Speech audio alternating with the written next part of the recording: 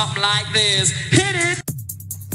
The Roger Report live morning show, weekdays at 9 a.m. Say y'all, I was on Roger's panel a few times and I couldn't take it. The heat. I got out the kitchen. It was hot. I was sweating. I had to get out. He's Roger, and he's right. Check this out.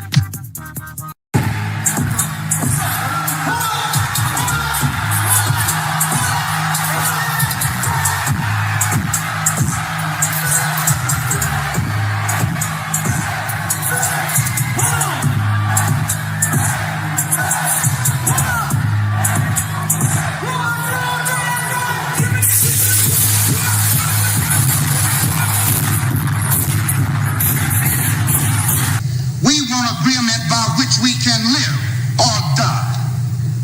You choose. I have spoken to you a lot of times in hatred and anger, and you have not heard me. Well, you had better hear me today. If you won't listen to me when I make an appeal for the Negroes because you have no concern for the Negroes, listen to me when I make an appeal for America. You claim you love America.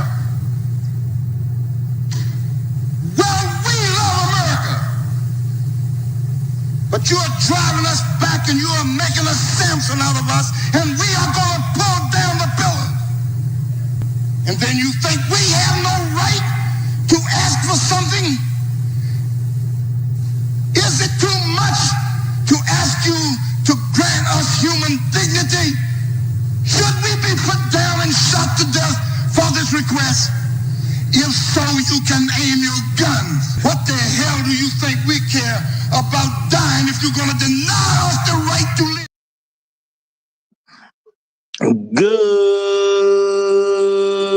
Good morning, folks, and welcome to another edition of the Roger Report Live, the best show on social media. If you are new to the channel, go ahead and take a moment out to hit that like button, because this is where you're going to find the best content on social media, and you don't have to worry about it because you're going to have me right here to make sure that happens. And if you already been coming to the channel for a while, then go ahead, hit that like button, because you already know what time it is, and you know that this is where you're going to get the best content on social media. It's not a mystery to you at this point.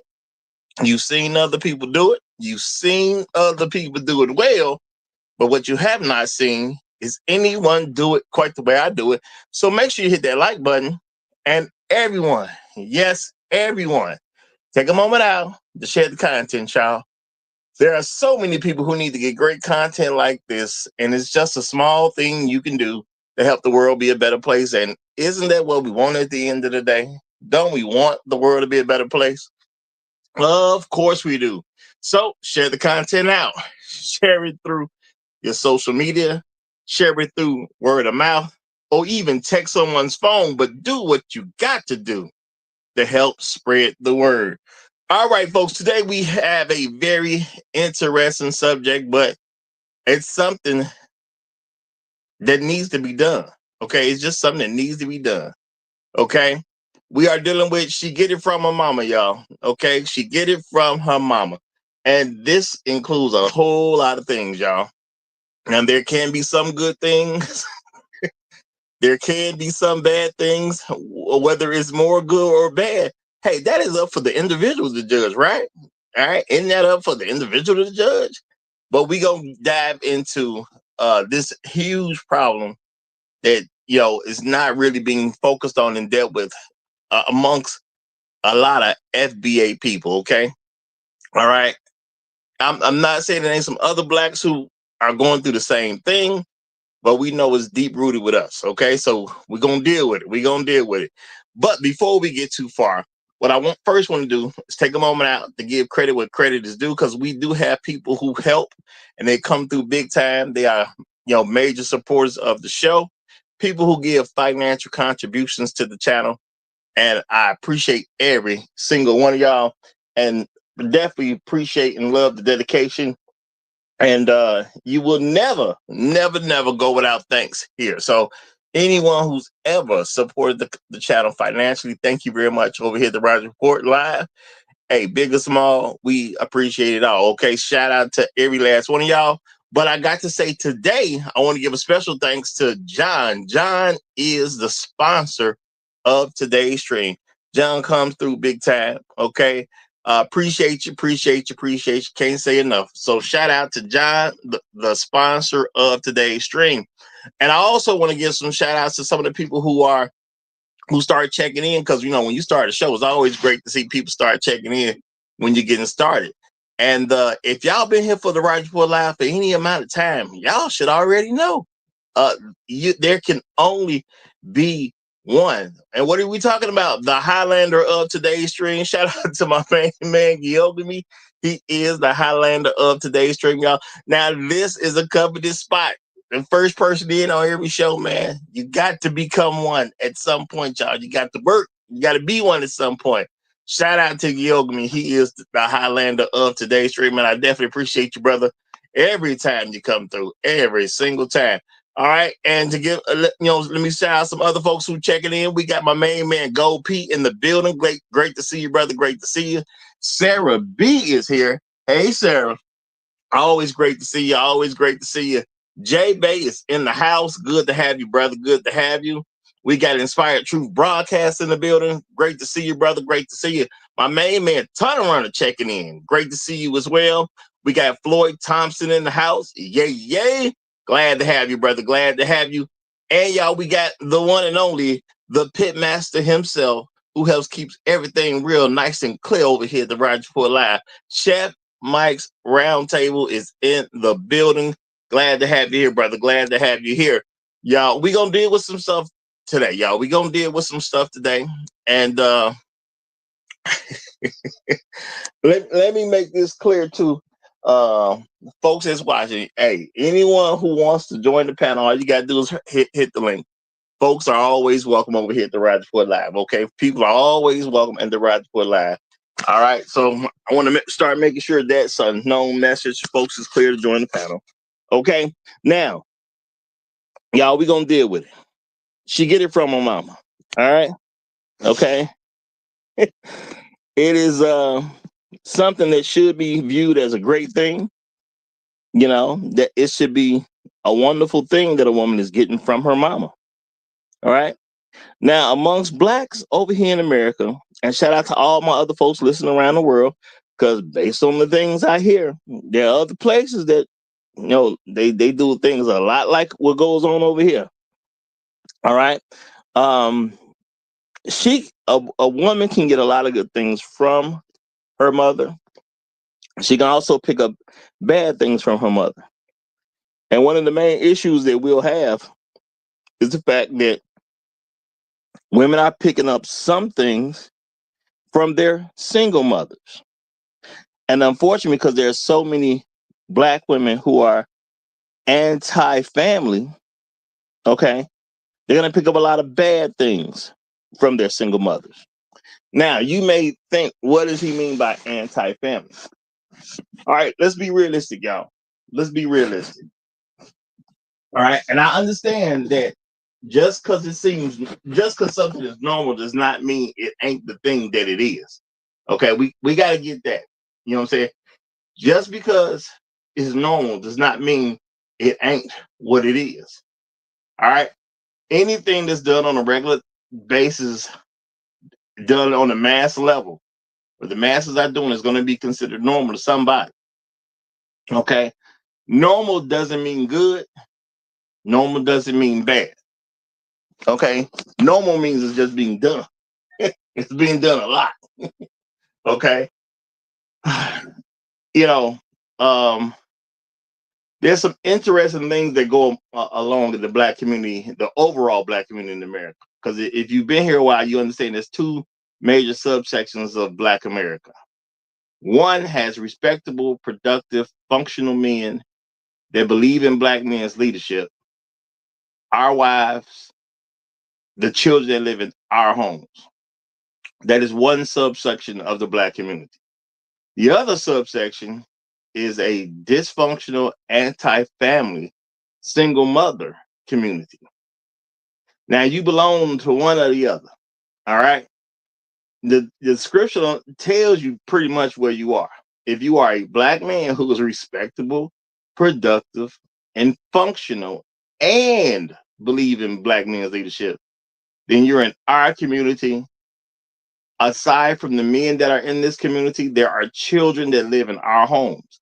Now, I didn't say there are children that belong to these men. That's not what I said. I said the children that live in our homes. So if you don't live with us, then you are part of the anti-family, dysfunctional single mother community. Now, the thing is, even as a child, there's hope. You can get over here with us, but you're not us if you do not live with us. Okay. Now, for women, women can marry one of us. Okay. And of course, when you get married, you live with your husband. So, boom. Now she can go from that dysfunctional anti-family single mother community and become one of ours. Okay. If somehow she's able to marry with children who are young, then the children, of course, would move in with the dad, their stepdad at that point, and then the children would catch a lucky break. It is what it is. Now, if I was a kid, would I put money? If I was a kid, would I put money on the fact that my mama go get one of those men? I mean, anything's possible. Anything's possible. But no, I'm not gonna put. I wouldn't put my money on it. Okay, I wouldn't put my money on it. So yeah, it's a tough situation for a child. But you know what? Children got to learn stuff. All right. Now, that means there's a bunch of children out there who don't live with their dads. Which, you know, you don't live with your dad, you automatically not a part of our community. That ain't even got to be checked in on. You're not us if you're not living with us. All right. Now, people may say, well, what about when people get older and they move out on their own? Well, if you're a woman and you don't live with us, you don't live with us. I don't know what to tell you. You know, see, that's something black women ain't used to. That's called a standard. See, a standard ain't based on people. It's based on a thing. The thing is, you live with us or you don't live with us. It's that simple at the end of the day. Shout out to Trust. How you doing, Trust? Appreciate you being here. Appreciate you being here. Okay. You know, a standard is a standard, y'all. You either are that thing or you're not that thing. It's that simple. Okay. Now, uh,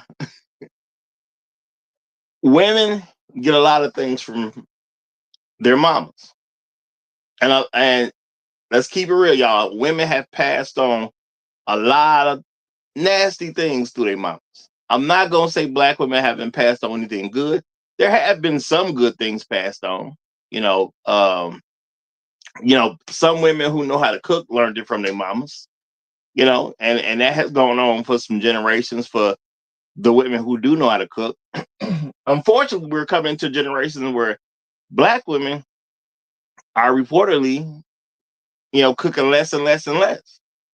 So even though black women have been great in the kitchen, a lot of that is coming to an end. You know, we're at a time where black women are losing the ability to cook.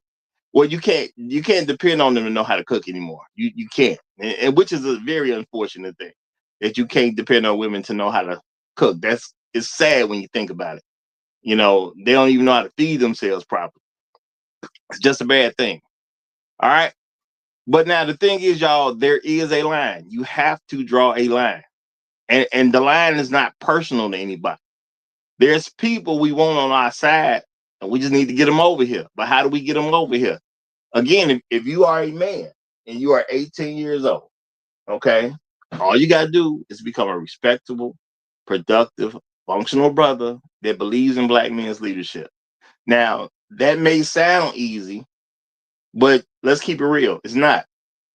Because a lot of young men are raised by their mamas. So they're not raised to be productive. They're not raised to be functional. They're not raised to be respectable. And they definitely not raised to believe in black men's leadership. So y'all, I know people say, well, that's too easy for the men and it's harder for the women. No, it's hard for a man to think like a woman and then end up over here where we are. Okay? Because let's keep it real. A lot of young men are raised to think like women. And they have to go through a transition so they can get around adult men and learn how men really move. So it ain't that easy. Now, it may be easier for somebody else, which would be the woman, but it ain't that easy. Okay? Now, I am going to say it's easier than women's job. Women's job is a little bit tougher. Now, why is it a little bit tougher? In a certain sense, is because she, as a woman, she would have to qualify to be married to a man who is productive, functional, and respectable and believes in black men's leadership. Not only must she actually qualify, I mean, must she, yeah, she got, not only does she have to qualify, because you got to do that first. Qualifying ain't enough. You actually got to get one of those men to marry you. Well, some men got to say, yeah, she good enough to be my wife. So yeah, it's going to be hard. It's going to be hard. See, a young man can become that once he's 18 years old, even if he was raised the total wrong way, he can simply become that. The woman must convince a man who is that she is worth taking on. And that's going to be problematic because she got a lot of things from her mama, y'all. And, the other day I was talking about things you could do if you happen to be in a situation as a man and you're dealing with child support, certain things you got to tell your child because they're going to develop a real world view, whether it's toward the way you like it to be or if it's towards something else, they're going to develop a world view. And a lot of black men will protect their children from having a bad view of their mother, even though their mother has done a lot of bad things that messes them over. Now, this turns into an overall issue because you have a lot of women, for one thing, who have bought into feminism. Now, you cannot look at black women in America collectively and say that this is a group of women who has not bought into feminism. Okay? They clearly have bought into feminism, from a collective standpoint. Yeah, can you find those nice, good, wonderful, sweet women who didn't buy into all that? Yeah, but they ain't out there like that. Let's keep it real. They're not out there like that. All right. When it comes down to it, it's only about 27% of black women that are even married right now. All right. Some of the marriages is just a guy holding on because black men just don't really leave at no particular point in time. Had an interesting conversation with my mother about that. I forget exactly what we were talking about, and then something came up, and I was like, well, when it come down to it, black men don't really leave. And I was like, old as you are, do you know any black man that left any woman? She said no, but then again, I'm around mostly church folk, but you know what I'm saying. Which I can't say is wrong. She does spend time around church folks. But, people who actually believe that church is the people who follow the stuff out the Bible, not not just random quote unquote church folk, but, older, well, I ain't gonna even say older. She deal with a, vast amount of people, but, them folks is older, especially are married. Okay, younger ones not married as much, you know what I'm saying? And they still actually in their relationships. So she couldn't come up with a man offhand that ever, she couldn't come up with a brother that ever left for her. She couldn't come up with one. Okay. Now, my thing is, whether you're in the church or out the church, that's going to pretty much be your case. Is because black men don't really leave. Okay. Not saying that that's a good thing. That's probably something that we need to do far more than what we do right now. Because we need to believe before we marry these chicks and before we get financially entangled with them in all kinds of ways. All right. But y'all, this feminism stuff has spread a lot of negativity. Okay. Okay. Matter of fact, let me check this out real quick, y'all. Let me check this out real quick. All right. Mr. Shook to you. I'm just curious about this particular statement. That's all. I'm just curious about this particular statement. All right. Hold on, folks. I done lost the statement. Give me 1 second. All right, Mr. Shifty is saying that. Funny you mentioned that, Roger. I guess he meant it has a 6 hour conversation with my mom last week. Okay, you had a 6 hour conversation with your mom last week about the same thing. We talk about this space totally and shockingly and unprovoked. Okay, yeah. He said he had a 6 hour conversation with his mom. Well, you know what, Mr. Sugar, that's what I actually like to hear. You're spreading the message, okay? You spreading the message and having some tough conversations. And this is gonna have to happen at some point with black women, y'all, even our mamas, okay? Depending on your age, that would also include your daughters, okay? That would also include some cousins. That could also include some nieces, okay? It might be your daughter's friends. There's a lot of folks that you will have to include in these particular conversations that you have influence with.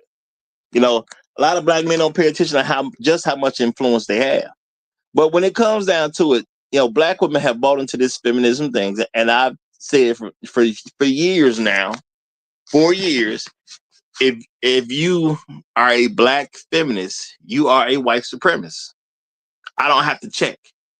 I know what it is. Okay. If you're a black feminist, you're definitely a white supremacist. Because what is one of the main rules about white supremacy? You do not want a black father to lead his wife and children. Okay? Because the white supremacists do not want the social or any level. They do not want to compete with black folks. Plain and simple, y'all. Because, Chef Mike made a great point about white supremacy. All right. There's nothing actually supreme about white supremacy, as a lot of y'all already know. There's nothing supreme about white supremacy. It's just an ideology. It's just a mindset. But in that quote unquote supremacy, what do white people actually do? They depend on other groups of people to hold them up, especially black men. So they really have white dependency. Okay. That was a great point he made. They're about white dependency on black men. Okay. Or you could say because you could include all other groups, truth be told. Okay. They need other groups to buy into this, even though they especially want black men to buy into it. And I'm telling y'all, that's the straight up truth. They really want black men to buy into it because they pretty much see everybody else has generally bought into it. It's for us, we'll buy into it for a while. Some of us start to break away when we're older. And right now, they don't want us talking to other men because they're scared about how things are going to go if we keep talking to other men. And that's just what it is at the end of the day. They don't want the apple cart upset. All right. Now, think about the things that black women have done because of this mindset that they have. And this is why a lot of us, y'all, you're going to be in a battle with two women when you date a sister. You're gonna be in a battle with the woman you're actually in some form of relationship with. You're also gonna be in a battle with her mom. Okay, that's normally how it's gonna go. All right.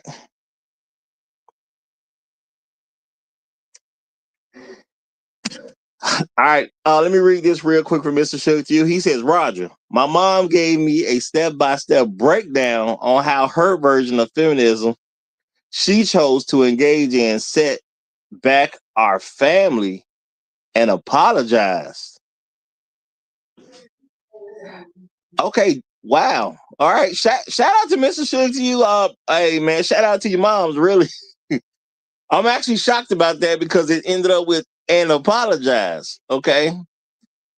My mom gave me a step-by-step breakdown on her version of feminism she chose to engage in and set back our family and apologize. I was like, God damn. Mr. Shook, that's powerful right there, y'all. That is powerful.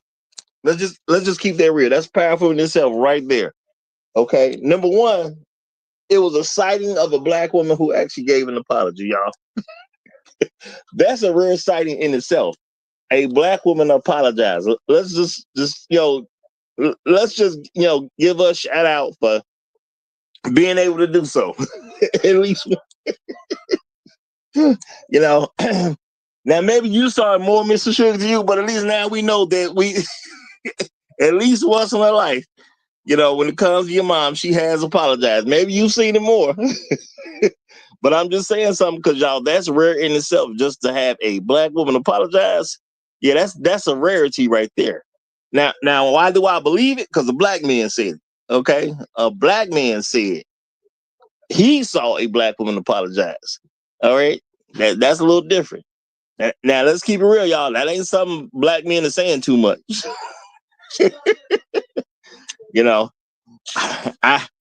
It's a long time between any black woman apologize. I ain't even saying apologizing to you. I'm saying just you as a black man seeing any black woman apologize is crazy. Okay, you don't see that too much. Okay, you don't see that too much. So now let me also say this, y'all, real quick, because when I ended the show Friday, of course, and I checked the Cash App to see if I missed anything, and I hadn't seen anything that I missed. So I'm gonna say this must have came in right after the show. I got a $5 Cash App from Universal UC, and he just said appreciate you, and you know what? I appreciate him. So thank you for that. And maybe he sent it right as I said. I was looking to see if I missed anything, so maybe he sent it right then at that moment, and maybe just came in after the fact. But shout out to Universal UC. I'm just gonna take it as you put me off to a good start this morning. So thank you very much, my brother. Thank you very much. And I also got to say, same thing happened with our main man Tunnel Run over here. He he sent a $7.57 Cash App. Shout out to the Trail Bentley tax. Shout out to him for the Trail Bentley taxes on that.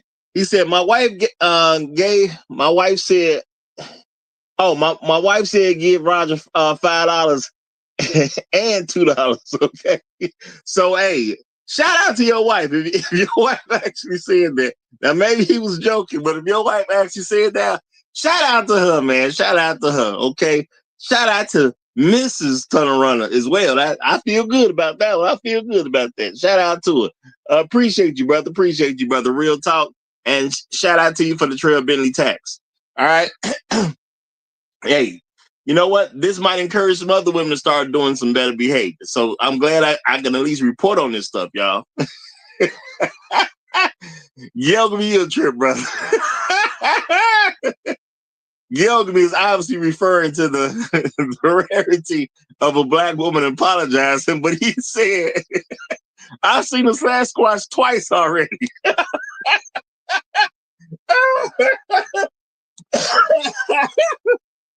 All right, shout out to Gilby.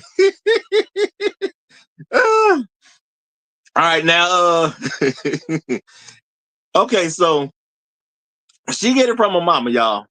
And there's some good and positive things she could get from her mama. She could get apologizing when you're wrong from her mama. I'm not saying it goes like that, but it could, okay? I'm definitely not saying it go like that, but it could, okay? We got to keep hope alive, y'all. Keep hope alive, all right? Wow. Shout out to Mr. Sugar to you. He says, it's the first time in my life receiving an apology from a black woman. Been with my wife since 1995. Never heard an apology from her ever. Wow. Okay, y'all. 1995. We in 2025. Woo! Okay. 30 years in, man. That's all I'm going to say, y'all. 30 years in. 30 years in. Is she going for a record? Is she going for a record? And you know what? If she's going for a record, I'm pretty sure if we start talking to some older gentlemen, She would probably have decades to still add to that to even go for the record. Y'all, well, I will say black women do apologize at some point, at some time in their life. You know what I'm saying? It's just extremely rare. Maybe you only got 1, 2, or 3 in them, y'all. Maybe. So yeah, generally they don't apologize. It just is what it is. Now, if they would start apologizing, that would be like a good trait you could give to your daughter. All right. So keeping it real, y'all, when you deal with a relationship with a black woman, unfortunately, you're probably going to be dealing with her, and you're probably going to also be dealing with her mama. Okay. And most of them are feminists. Let's just keep it real. So from Jump Street, they're anti-you. And that's just something black men need to understand. From Jump Street, they're already anti-you. Okay. Because what is white supremacy in America? White supremacy has always been anti-black men. Okay.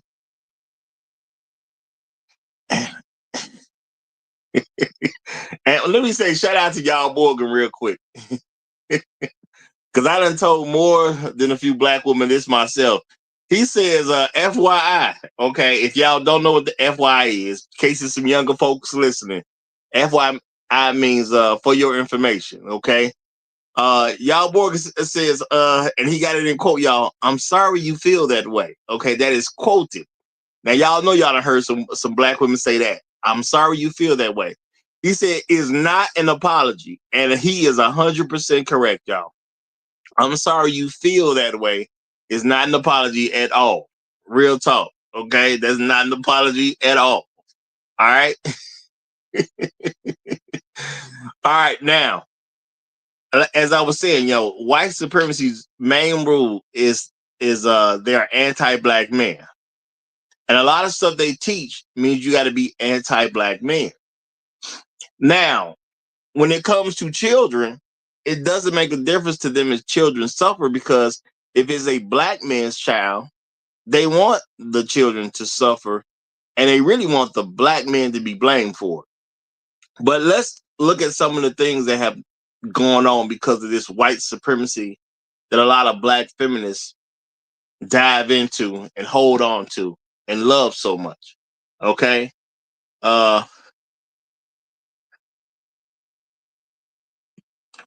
Now,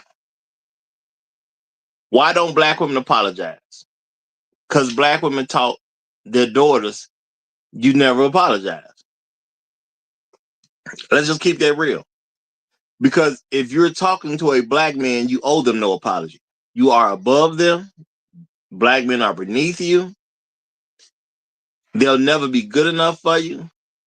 So even if you're wrong, if you did it to a black man, you're right.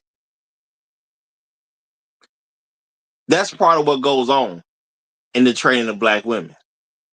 Even if you're wrong, if he black, don't worry about it. You were right anyway. It's that simple. Okay. You cannot be wrong when dealing with somebody who's beneath you. Now, as black men, y'all have to understand this got nothing to do with y'all. How they feel about y'all has nothing to do with you. And unfortunately, there's a lot of black men who accept that black women can form a real opinion about them, and they'll actually give black women's opinion credit. If you really learn how black women operate, you will be more like myself. And I told y'all, just as a general rule, I don't care nothing about what black women talking about.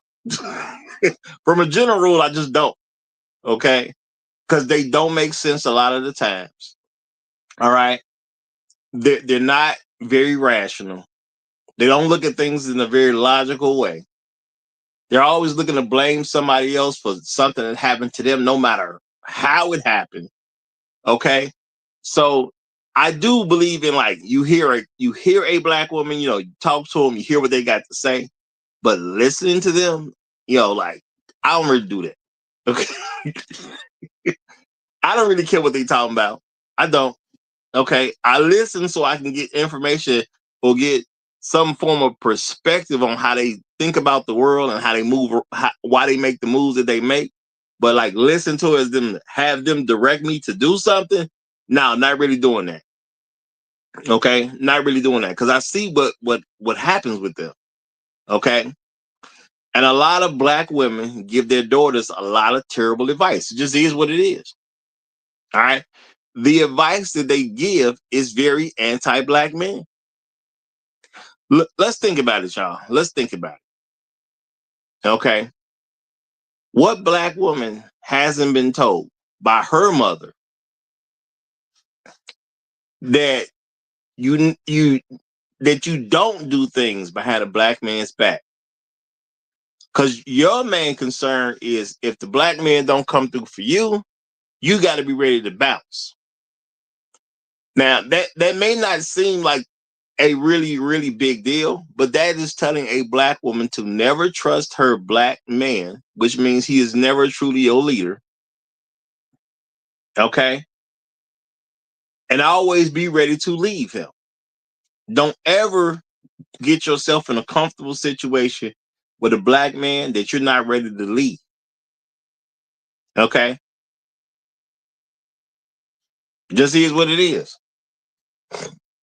Now it's not like that thing like be ready to leave in 30 seconds. It ain't quite like that, but you must be ready to leave at all times. And what did they also tell him? He's going to do something to mess you over. Period. So what does that mean? You can't let him decide anything for real, because if you let him decide something for real, you're gonna have problems. All right. That's what it comes down to at the end of the day. If you let him make any real decisions, you will eventually have a problem. And the only question is, how big will the problem be? Because black women have bought into feminism, which is the ideology of white supremacy. And y'all, black women beg a lot. Okay. Now I know that it don't sound good to people when you put the word big in there. All right. But I remember y'all know I've been, well, for those who don't know, I've been doing the social media thing for what? I'm in my 7th year. Okay. Started back in 2018, even though I done lost a few channels, they ain't stopping me. They ain't stopping me. Okay. And I can understand, I can understand why people could be afraid of some of the stuff I'm saying. But you think about black women begging. I told folks I always remember black women begging. I didn't grow up at a time where black women weren't begging. All right. Some of y'all may have. Shout out to y'all for being able to grow up in a world where black women weren't begging. That's not the world I come from. The world I come from, they beg. Okay. They literally go out on the street begging. Some of them be panhandling. That happens. Sometimes they and a lot of them, they beg through communication. They try to say certain things about certain things to their man or to a man in general. Doesn't have to be their man. A lot of times it will be their own man. They got a boyfriend and they're going to tell the boyfriend some story about something that happened to them. And they expect a reaction of the man's supposed to offer something to fix her situation. And I can get that. I definitely can get that. Okay. They're supposed to offer something to fix the situation. Now, this is the thing, though. This is the thing.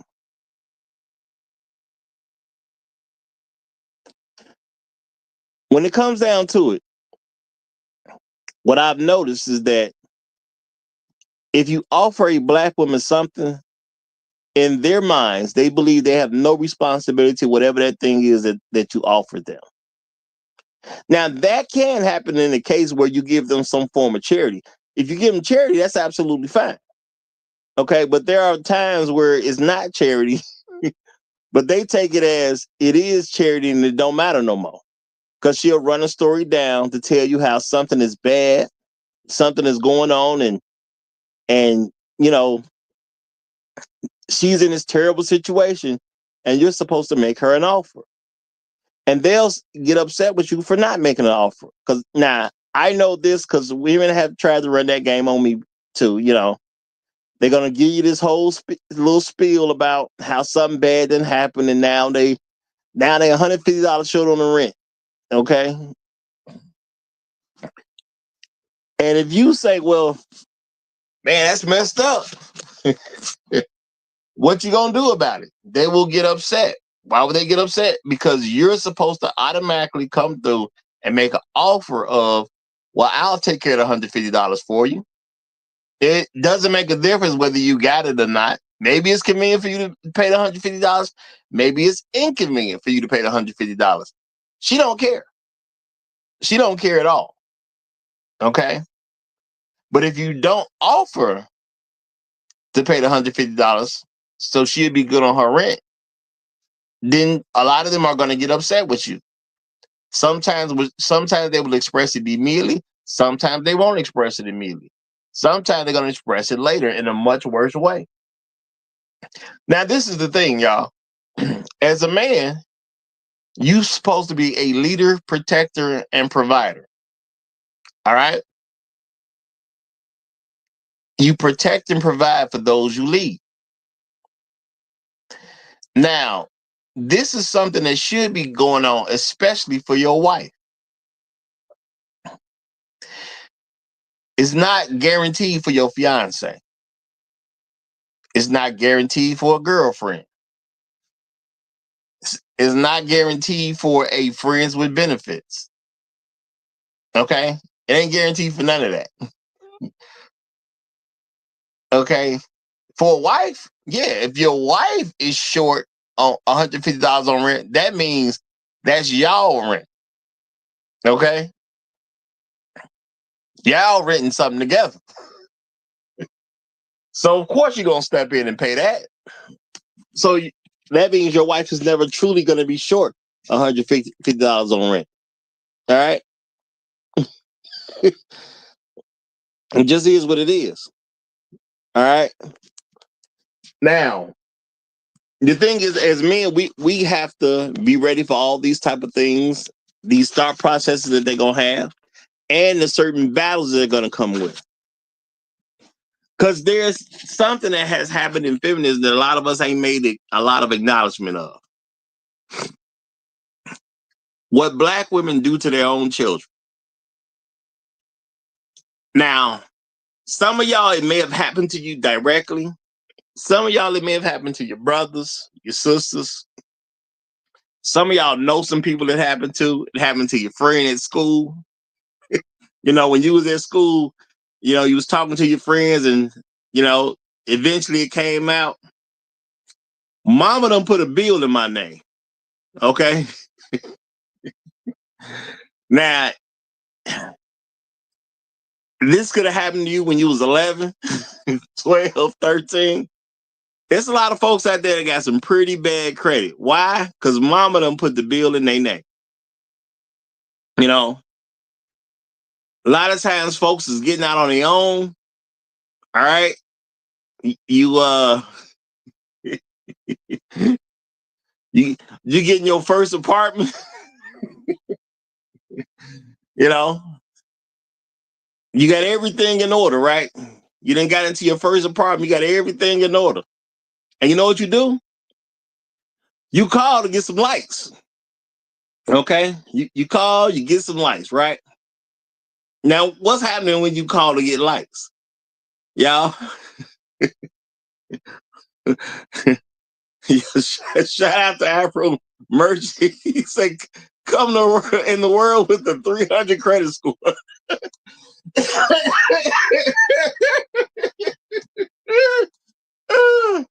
Hey, that's gonna happen some of the time. It's gonna happen. But let's keep it real, y'all. Now, I've witnessed this type of stuff myself, y'all. I've seen some friends who had to go through these situations, or some associates that had to go through these situations. They get the first apartment, you know what I'm saying? Got a nice little place. They feel good about it, or they got what they can afford. Everything's finna be cool. Y'all know what we doing, right? We young folks. Y'all know what we doing. We about to throw a party over there because, such and such done got a spot. So it's boom, boom, party. You know what I'm saying? That I know that's how we did it back in the day, man. Everybody who get their little place, we gonna have a party, right? So we all party prepping. Why?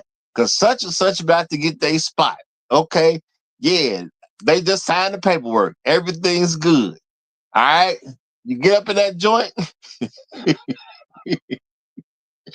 you call you call the light company, right? And y'all know how it go. Yeah, this is let's see y'all. Let's go with Janet, y'all. We're gonna get the black Janet on the phone, all right?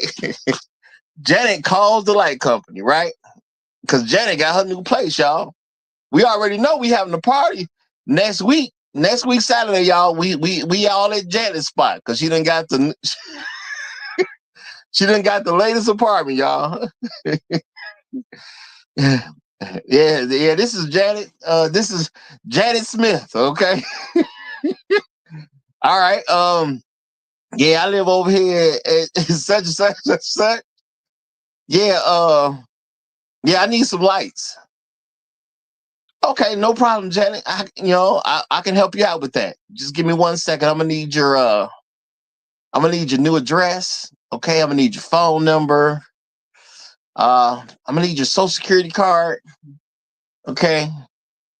All right, I got you. Okay. Okay, we can send somebody over there. We can send somebody over there on Wednesday and get you set up. It's not a problem at all. Shout out to y'all, boy. He say you got to pay $1,000 deposit for a studio apartment. $1,000 deposit for a studio apartment. We gonna run with that number. Look, Janet, we gonna need $1,000 deposit. And before you use anything, we're gonna put you on a program where you're gonna pay $350 back per month in addition to your whatever new bill you create. All right. Now this is gonna run for about 3 years. All right. Why? And you go through that whole process of hearing the information and hearing, whoa, what are you talking about? Well, you owe us a substantial amount of you owe us a substantial bill that hasn't been taken care of in years now. And the only way for us to send somebody out to get you set up, we're gonna need at least $1,000 down. Okay. We're gonna need at least $1,000 down. We're gonna need an agreement with you that you're willing to pay $350 a month above whatever new bill that you create. And you like the obvious thing that so many people have said, I ain't never had lights before. You what? 20, 22, 24, 25, whatever. Because by 25, most of us have faced this. If it come up, most of us done faced it by 25. Okay, so let's make Janet 25. Yeah, you owe us a significant amount of money. Okay. Now that you know what? That's not me. That's probably somebody else. It's probably somebody else. No, we got a significant bill with your name on it. Okay. And you start arguing. I ain't never had a light bill before. And y'all know how it goes. They on the other end. Look, according to this, you do have a light bill. Okay. You done had a light bill since 86. Well, I guess in today's world, since we're in 2025.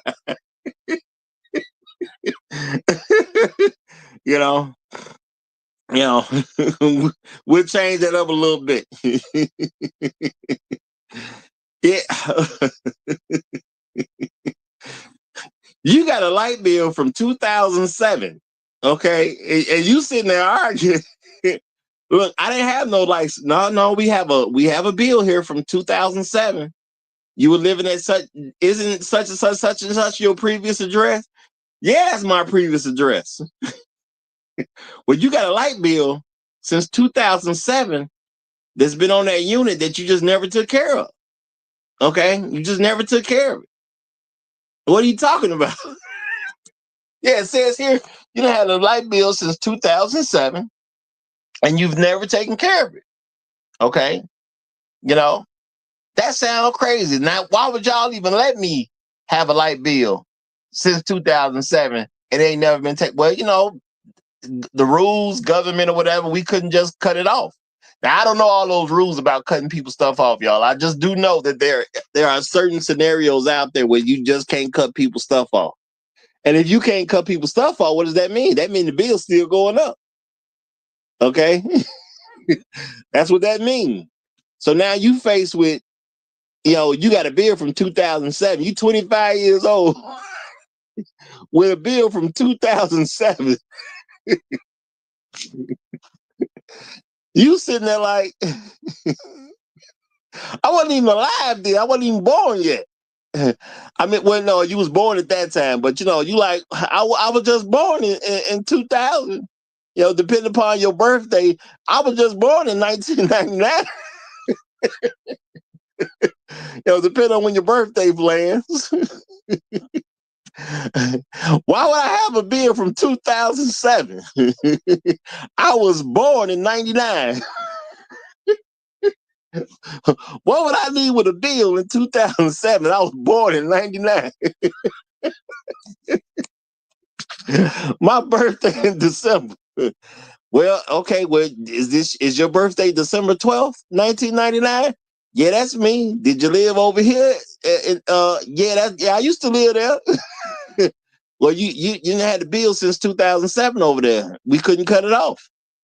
So now it's got to be taken care of. Now we understand that you need your electricity. We do get it, and we are willing to give you that electricity, but we just gonna need $1,000 down,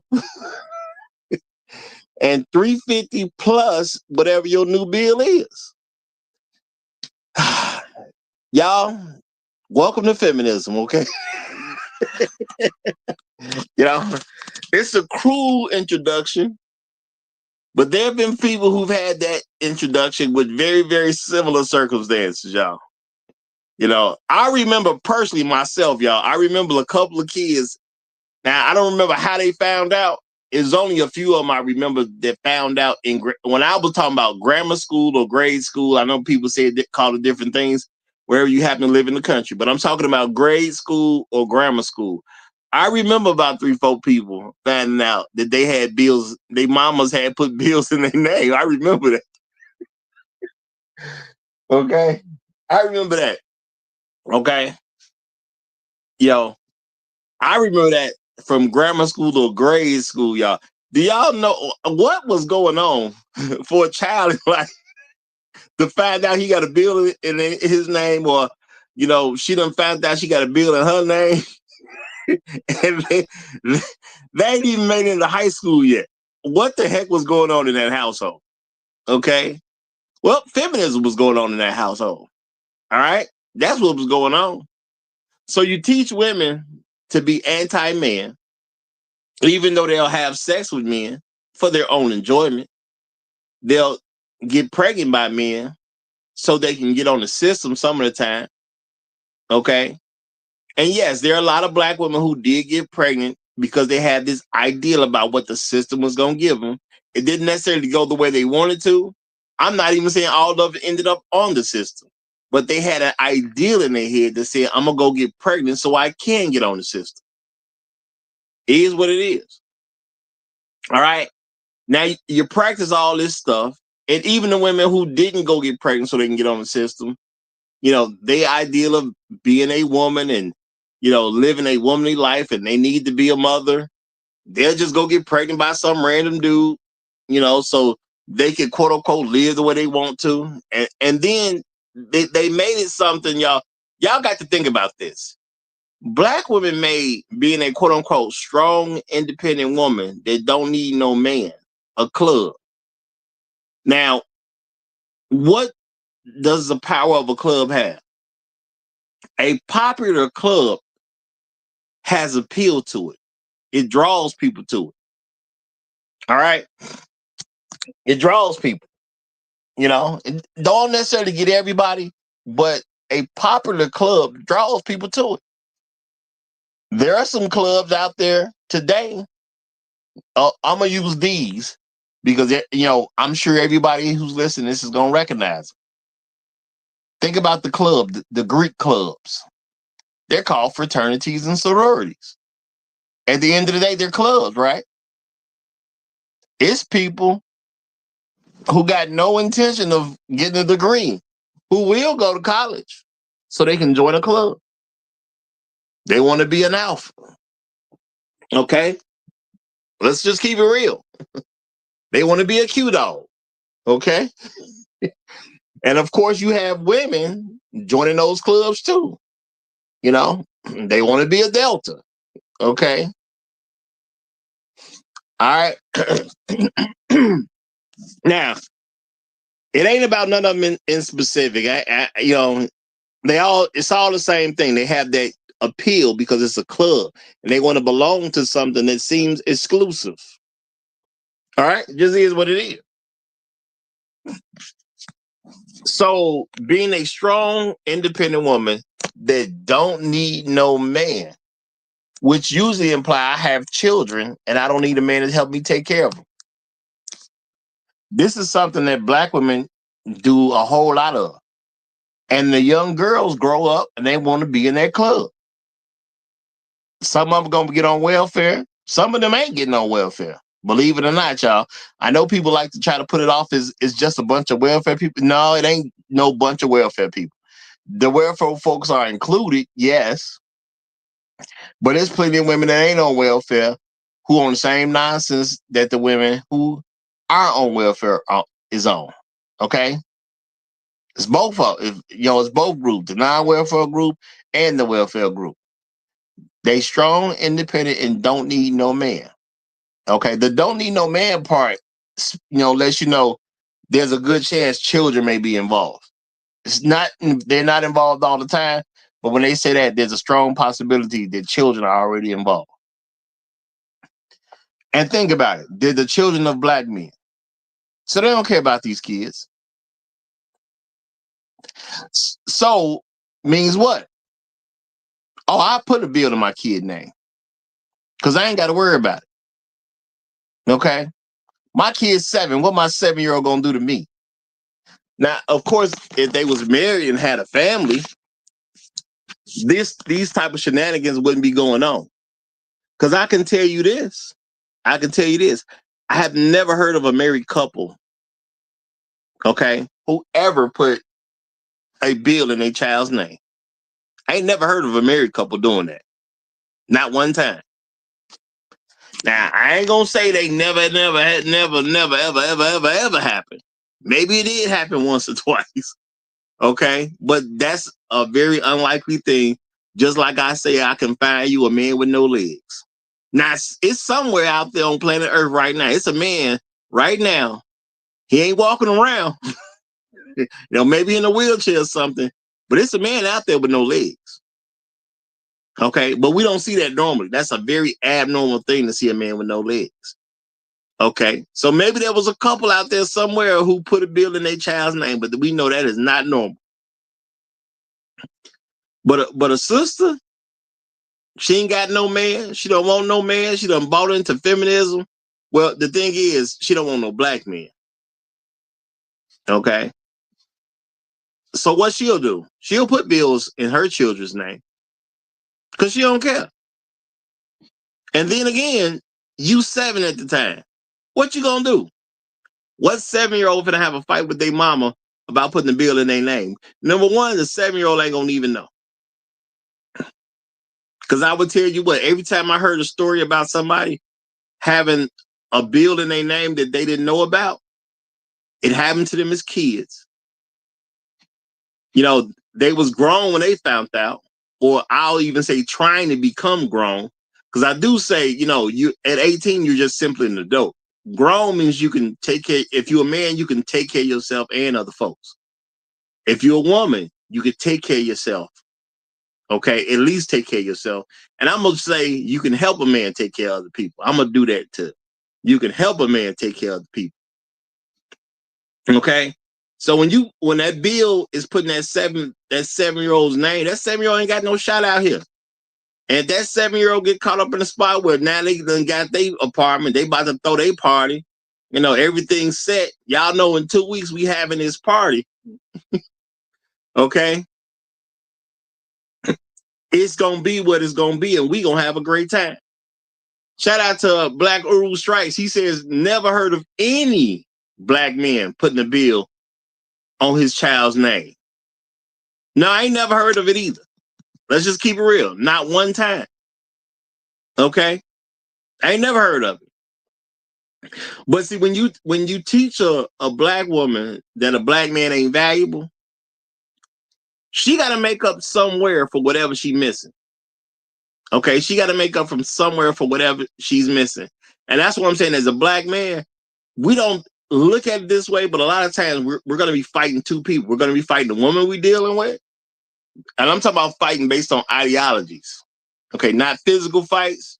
I'm talking about an ideological fight. Not only are you going to be fighting her, you're going to also be fighting her mother. Now, depending upon her dynamic with her family, there may be other women in there you're going to end up fighting too. Because you might end up fighting her sister, and you might end up fighting aunties.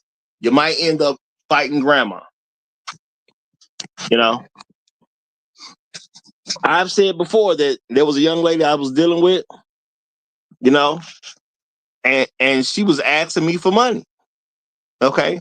I'm not saying that part is strange. Black women gonna ask for money. It just is what it is. That's just something you need to know. If you're gonna deal with a black woman, she gonna ask for some money. Black women, they ask based on what they think you got. Okay? That's how they operate. They ask based on what they think you got.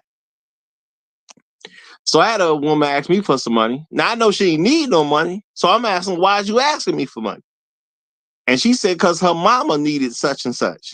Now I don't remember what it was or the details of it. It don't make no difference to me. I told her, I ain't your mama's man. Don't ask me for stuff because your mama asks you for something. If you want to give to your mama, that is your business. That's on you at the end of the day. Okay? All right? That's your business. If it's yours and you want to give it to your mama, knock yourself out. But what you don't do is come to me asking me for something because your mama having a problem, or your mama short on something, or your mama having an issue. I ain't sleeping with your mama. Now, a lot of women gonna give you a problem if you say something like this to them. Now the thing is, are you gonna sit there as a man and say, well, if your mama need my money, is she willing to come over here and do something strange for some change? How about that? If your mama want my money, she can come over here and she can do something strange for some change. Just put it on the table. Now, I'm not saying, I ain't saying her mama ain't gonna say yes if she found out about this conversation. I'm just saying throw it on the table. She need to know where her mama at, though. Even if that's what's going on, she need to know where her mama at. But the thing is, you got to set some boundaries. Okay, I'm not with you so I can take care of your mama. Your mama should have her own man. If she's short on something, her own man should be helping out with that. Where's her husband? That's who's supposed to help her husband. Now, are you gonna put yourself in a situation where you ain't gonna get no husband because you begging me, a man that ain't married you yet, to help your mama out? That's not gonna help you get married as a woman. And the thing is, see, this is the type of stuff that needs to be said to folks that we don't really say, but this type of stuff that needs to be said. Okay? Real talk. Are you trying to put yourself in a situation where you can get married? Or you trying to put yourself in a situation where I should start having sex with your mama? Which one is it? I ain't telling you what you got to prefer. Okay, I'm not trying to tell you how to live your life. I'm just trying to understand what life you live. Because y'all know how women don't like to be accountable for stuff. So you're going to have to just simply let them know, look, I'm not trying to quote unquote judge you. I'm just asking you a question so I can know where you are. What do you want me to do? Do you want me to start worrying about having sex with your mama? Or do you want me to focus on my relationship with you? Okay. And I'm not gonna say it only happened one time. I ain't gonna say it's only been one woman that asked for stuff for family and friends or whatever like that. Because folks don't ask for money because of their sister or their brother or whatever. They blame it on. See, you don't even know what's going on. And somebody say, "Well, can you give me some money because such and such is having a problem?" You don't know that such and such is actually having the problem. That's just what they say. You know. Now, I'm not saying there ain't been some good black men out here who ain't ever just gave so her family can be straight, but you don't even know how truthful that stuff is. She might just need $300 to blow, and she telling you her sister about to get kicked out if she don't pay $300. Yeah, that sound good. And the thing is, you ain't gonna never really check, and that's what they count on. You're never really gonna check to find out what's something really going on. You know, and as long as you never check, everything is good. Situation is fine. There's nothing to worry about. Okay, she not gonna be found out, as they say. Because guess what? The sister ain't gonna never mention it because it was a made up story. So it ain't like you gonna come around Thanksgiving or Christmas or something and somebody gonna put you up on game. They don't even know it happened. You know.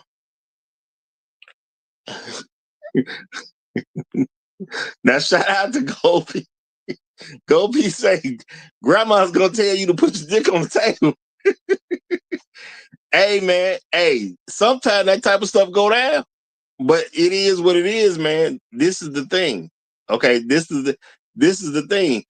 You need to tell them your dick on the table if they want your money. Okay. And I understand a lot of women don't like to stand up about certain stuff, but at least put them in position. But if they want your money, they need to call you and ask for it. Okay. They can ask themselves. All right. They can ask themselves. All right. Now, I assume this is pronounced Jason Mew. I guess is how you pronounce it, just based off the spelling. But he says generational cycles of poverty.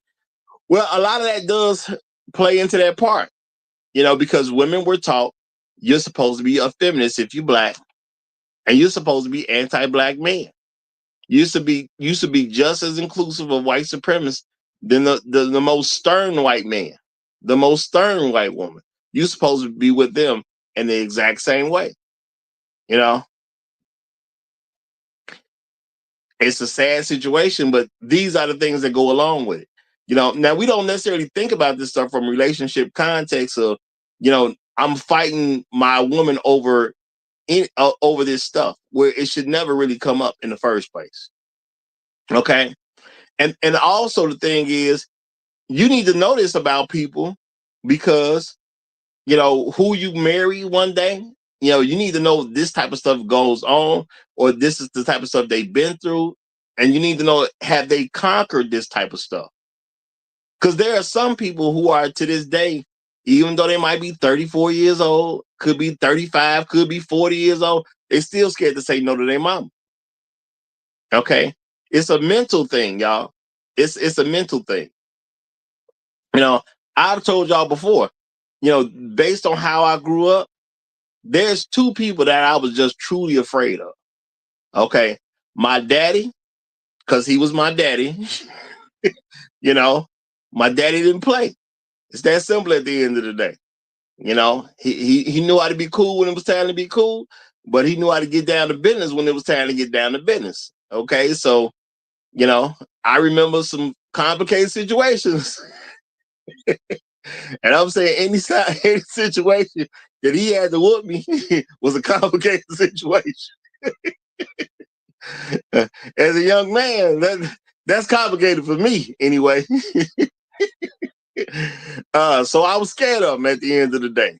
The last thing I need was to be sent to him to go get a whooping. That was the last thing I needed. I don't know what y'all needed in y'all lives, but as I was growing up, the last thing I needed was to have to go see my father about a whooping. Okay, that was the last thing I needed. Okay. I was definitely not trying to sign up for that one. Okay. And I was scared of Mike Tyson. Because when I was younger, Mike Tyson was knocking people out all over the place. That's what we talked about at school. Did you see the Tyson fight? You see how short it was or whatever. So all that kind of got ingrained when I was growing up as a little boy. Okay.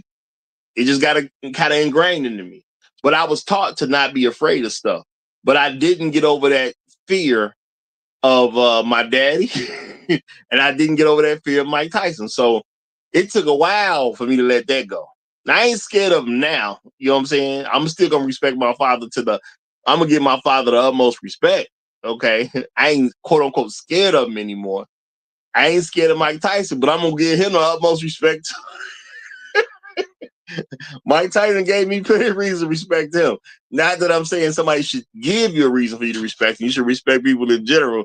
But I ask a bunch of reasons out there that I can point to of why Mike Tyson should get respect. All right. And shout out to Mike Tyson, though. Real talk. Shout out to Mike Tyson. But real talk, y'all, it was a long time before I got past a fear of my dad or a fear of Mike Tyson, because that was just what was put into me as a kid. Now, there are adults who are still scared of their mamas. They haven't been able to get themselves past that from an emotional place. All right. And because they're still because they're still scared of their mamas, you try to be in a relationship with them, and a mama is complicating the relationship and saying, hey, this is what he got to do and all that type of stuff. And y'all, some of y'all at some point, I hate to tell it to you, but if you're a man dealing with a black woman, not only are you going to have to check her at some point, you want to have to check her mama too. All right. Some of y'all might have to check a sister. You might have to check an auntie. You might have to check a grandma. Now, the thing is, what you going to do? Because if you check grandma, grandma got a lot of folks attached to her. Okay. There's women that's attached to grandma, and there's men that's attached to grandma. Now, the thing is, are you going to be a man and check who you need to check? And check them in a way where everything's clear for folks. All right. Now, I personally had to go through it myself where I had to, I try to give a quote unquote soft check on them the first time. Well, I had to check a mama. I let folks know, look, you ain't raised me. I don't care nothing about what you're talking about for real. Now, I try to be respectful to you because you my girl mama. All right. But when it comes to this relationship, I run this. This might be your daughter, but I run this. Okay. She grown. She don't live with you. So you actually ain't got no say so. Now, if you're a good mama, what you do is you can give her some advice and you understand that she can listen to your advice and make a decision whether she want to actually use it or not. But guess what? You ain't got no say so over here. You may used to be you may have it where you're used to being the final say so. You don't have that power anymore over here. Okay, because your daughter messed with me, so I'm the final say so. Did you hear that? Your daughter ain't even the final say so about her. I'm the final say so. Yep, about her. That's who I am. I'm her final say so. Now, I'm not saying you don't love her. I'm not even saying you got bad intentions. You may mean well as best you can. But she ain't yours no more. And right now, she mine. So understand, when you address her, you addressing what's mine. And I don't play about what's mine. Now, my thing is you do it in a soft check because you don't have to raise your voice. Okay. You don't have to threaten her or nothing like that. You just let her know what she's dealing with. When she's dealing with her daughter, she's now dealing with my stuff. And I understood she had a certain view of her daughter when she was a child. I understood she may have held on to a lot of that when she became an adult. But what she ain't had to deal with the fact that she messing with mine. All right. So she can't treat mine the same way she used to treat hers. Because that woman used to be hers. She ain't hers no more. She mine's right now. And I say right now because, number one, I ain't her husband, so it's right now. But as long as she's under my leadership, I got to protect her even from her family. Okay? It is what it is. So my woman ain't allowed to practice feminism, y'all. It just is what it is. I'm going to just tell you what time it is. Okay? My woman ain't allowed to practice feminism. All right? So that already goes against what a lot of women tell their daughters anyway. Because my woman can't practice feminism. Everything I find out she's doing where it's got something to do with practicing feminism, she's not allowed to do that anymore. I don't have no problem disrupting whatever she had, even up to the point where the feast of ideology she was given when she was growing up as a child. Okay, this is cool, but this all is here. This got to go. Okay. Now I understand that for Black men, this is not necessarily something comfortable. And I'm not saying this so people could be like whoop whoop, holla holla, and all that. No, I'm saying this is what you got to actually deal with. If you're gonna be with a Black woman, and I ain't telling nobody not to be one, okay? Because I do want the Black community to thrive as a whole. You know, I know that's gonna be some work. I do want us to thrive as a whole, but at the end of the day, we're gonna have to deal with some real stuff in real time. And you're gonna have to deal with people's background. You know, now you can marry a woman and remove her from her background, but you got to deal with her background. And as you're dealing with some of that background stuff, you got to understand, man, a lot of this stuff messed up at the end of the day. You know, and sometimes you're gonna have to tell people off in a way that's gonna make them extremely uncomfortable. All right, especially if you want your relationship to survive. Okay, are you willing to tell a woman, look, I understand you love your daughter and you trying to help your daughter, but when it come down to it, you can't help her with no relationship. You ain't got a husband. Okay. See, a lot of y'all ain't willing to say certain things like that keep things in a rocky place. Or it helps leave a woman in a position where you'll never marry her, because sometimes, I'm gonna keep real, y'all. Sometimes a woman needs to know you got her back for real. Okay, and you got to have her back in all types of ways. And if you're willing to go up against her mama, there will be a little bit more confidence that you have her back for real. Okay, just saying. A little bit more, that'll give her a little bit more confidence that you got her back for real.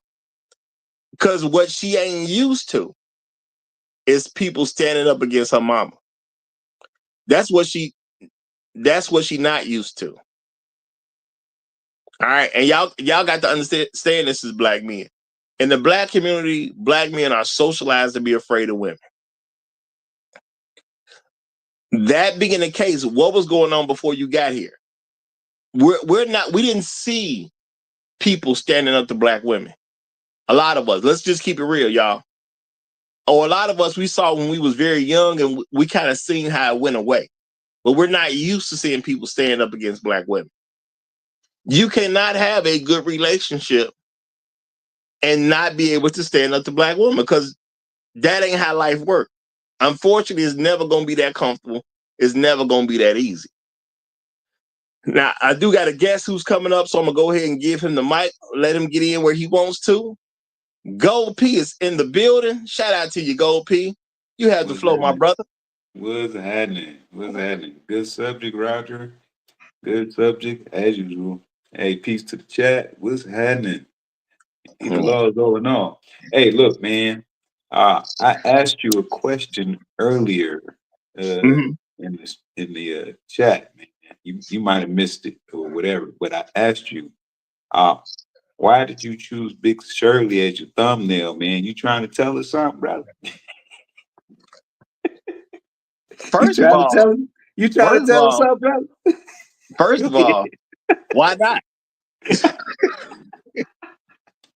You had to change your heart, brother. Bro, we talking about people mamas. Well, I'm just saying, Roger. You know, Is this not a good representation of people's mamas? Is that what you're trying to say? Hey, but you said, you know, you might have to do something with mama. You know, No, mama might have to come over and do I ain't something say strange me. with some change, right? I ain't say me. I'm saying you say that to get people give an understanding about what's going on. Not you personally, Roger. Hey man, I'm talking for the general public. Yeah. I mean, I'm with y'all in spirit. I'm with y'all in spirit. Okay. If you're gonna actually take it there, if you're gonna go all the way with it, I'm with you in spirit. Yeah, okay, Roger. You with his spirit, huh? Hey, if you're gonna go all the way, okay. I was saying and putting it out there so she can understand what the relationship is between y'all, what the relationship is between her and her mother, and how all this is gonna work together and who's in charge. But hey, if y'all gonna go all the way with it, so Roger, you doing it with them in spirit, huh? I mean, if you gonna go through, if you gonna go have some follow through, as they say. So you. My thing was about making the stance and letting everybody know what time it is. Now, if you gonna follow through on hitting the mama, hey man, and she big, I'm with you in spirit. That's all I can say. I'm with you, Roger. So you sharing the experience, huh? No, I said I'm with y'all in spirit. Okay, I'm with y'all in spirit. Okay, you sharing the experience, spiritually, huh? I mean, I'm rooting you on. That's all I can tell you. I'm rooting you on. But hey, no, you said you are riding with. That's what you said. Hey, look. If mama want to be paid for, mama gonna have to come up on something. Okay, it is what it is. Mama supposed to have a husband, and the fact that she don't have one ain't my fault. Okay, and that's no man's fault. He get with a woman. If her mama begging for stuff and mama ain't got no husband, that ain't your fault. She was supposed to be married. And there's penalties that come without being married. It's just penalties that go with it. This is like Roger. I just came up to ask you these questions because it seems like you want to share the experience, bro. Nah, it ain't seem like nothing. I'm just saying, man, it ain't got nothing to do with me. Why you? It ain't got nothing to do with me. Why you fight so hard, man? Your Roger? mama chose me, man. This how the game Why go, you man. fight so hard, Roger? What's with the aggression, Roger? Nah, ain't no aggression. Ain't no aggression. Okay, mama could have been married. See, that's how you gotta tell your woman. Look, man, your mama could have been married. It ain't my fault your mama chose me. Okay. Yeah. Oh, she chose you, Roger. No, I'm joking. But Big mama chose you, Roger. I mean, some of them will. Let's keep it real. Some of them will, and I think it's actually a very good idea that a young lady knows that her mama would choose in that scenario. Yeah, hey, Roger. You know, I'm just saying. I'm listening to you, Roger, and now you stuttering and everything. No, I ain't stuttering because guess what?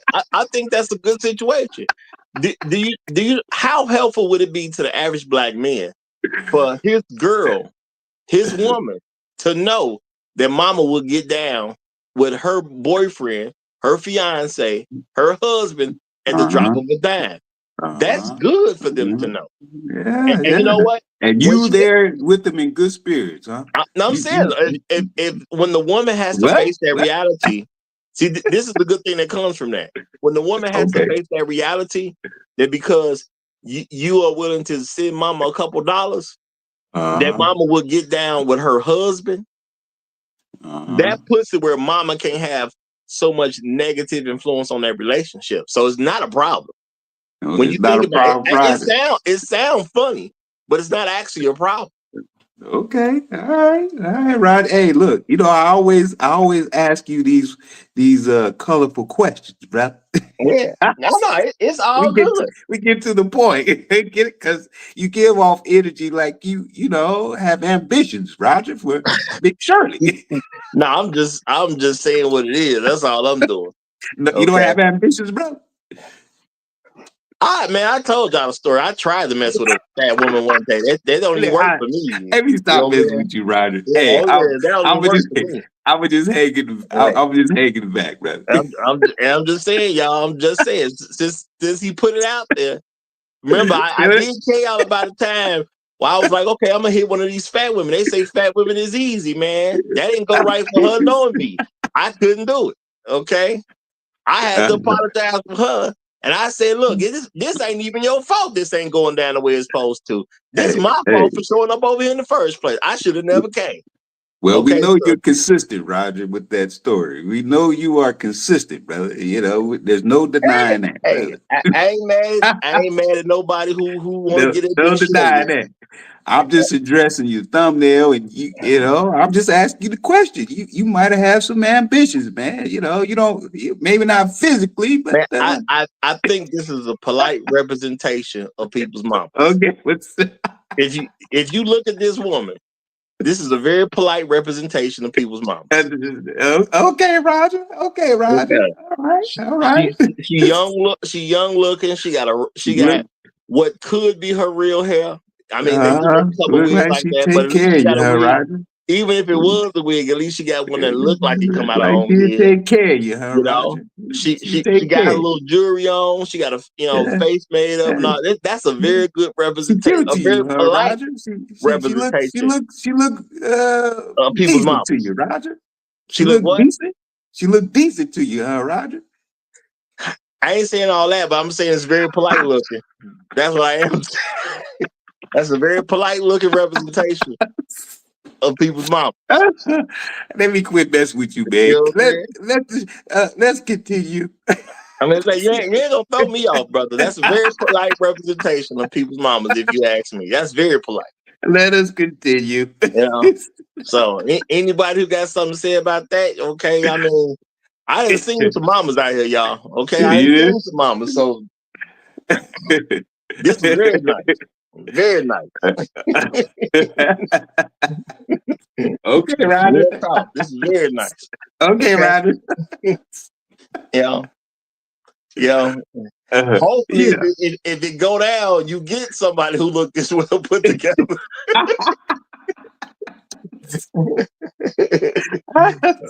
Okay, Roger. Now, okay. And when it comes down to it, if you guys mess with somebody, mama, I mean, she probably gonna have a pound or two on her. It just is what it is, man. Now if y'all gonna go there and go all, see, my thing is to let the woman you're with understand that she can't trust her mama in these situations because her mama just too desperate at the end of the day. And let's think about it, y'all. Is a mama desperate when she's telling a young lady to ask her man for some money to take care of her stuff? Don't that sound like desperation at the end of the day? If you got to go through your daughter's boyfriend, your daughter's fiance, or your daughter's husband to get some money to take care of your situation, ain't that being desperate? Because I'm just saying, y'all, and I know men are different. If I have to ask for some money, I'm not asking my woman's family for no money. I ain't doing that. Okay, I'm not doing that at the end of the day. I mean, maybe if you married and something really, really big then came up, maybe you would talk to your father-in-law at best. But yeah, and that'd be like some stuff between them, and usually it's like some borrowed stuff. Now, depending upon how the father-in-law has it, maybe he'll say, "Don't worry about it." But who asking they girlfriend? Well, can you Hey, Roger. can you ask your daddy, can I get a little money? Hey, Roger. Go ahead, bro. Mr. Suge say, y'all don't want sticks and stones when it's cold outside. Need some meat on them bones. Is that right, Is that Roger? what he said? Is that what he Is said? that, is that right, Roger? because the way I heard it, How'd you hear it? the weather outside is delightful. I think that's how it starts. The weather outside is delightful. You know, I don't know the lyrics, but I know it's winter time, it's Christmas time, and you're supposed to let it snow. So I don't know what he's talking about. He trying to change the meaning, Roger? Is that what we doing, Roger? No, I'm saying the weather ain't gonna have no effect. That's all I'm saying. You trying to make it fit your picture, Roger? No, what I'm saying is What the you weather saying, ain't gonna Roger? make no difference. The weather ain't gonna make nan difference. Okay, Bad difference, huh? the weather ain't gonna make nan difference. Okay. Hey, she hungry in the wintertime, she hungry in the summertime, huh, Roger? Exactly. I do get people say, you get your big girl so you can warm up in the wintertime. Hey man, the weather outside is delightful is all I'm gonna say. She hungry regardless, huh, Roger? I'm saying, bro, if you tell me I got to get next to some big chicks so I can feel warm, I'm gonna start thinking about how wonderful the weather is, okay? Roger, you Roger, stop it. Stop it, Roger. You know what you gonna do. Stop it. Yeah. I'm gonna go outside and enjoy that nice weather. That's what I'm gonna do. Hell yeah. Dead of winter. You gonna put a jacket on, Roger? Enjoy. You gonna put a jacket on? You gonna put a jacket on, Roger? Hey, I'm a coat on. You gonna put a coat on, Roger? You gonna put a coat on? Yeah, I was taught how to dress when I was a kid, man. I know how to stay warm. That ain't no issue. You gonna put a coat on, huh, Roger? I done been in all types of Chicago winters, brother. I ain't worried about being warm outside. That's the last thing I'm worried about. Okay. You gonna put a coat on to make sure y'all good, huh? I mean, if y'all want to warm up in the bed, more power to you. I ain't tripping. All I'm saying is outside feel good at that point. That's all I'm saying. Outside is cool. Let me stop. I'm gonna stop messing with you, Roger, because you my guy. I know you gotta continue on with the greatest show on earth, Roger. Yeah, go ahead. Absolutely. Go ahead, Roger. Absolutely. But I just want people to know the weather outside is delightful, I believe it is. I don't know if it's all like that. Go ahead, okay. Roger. Go ahead. All right.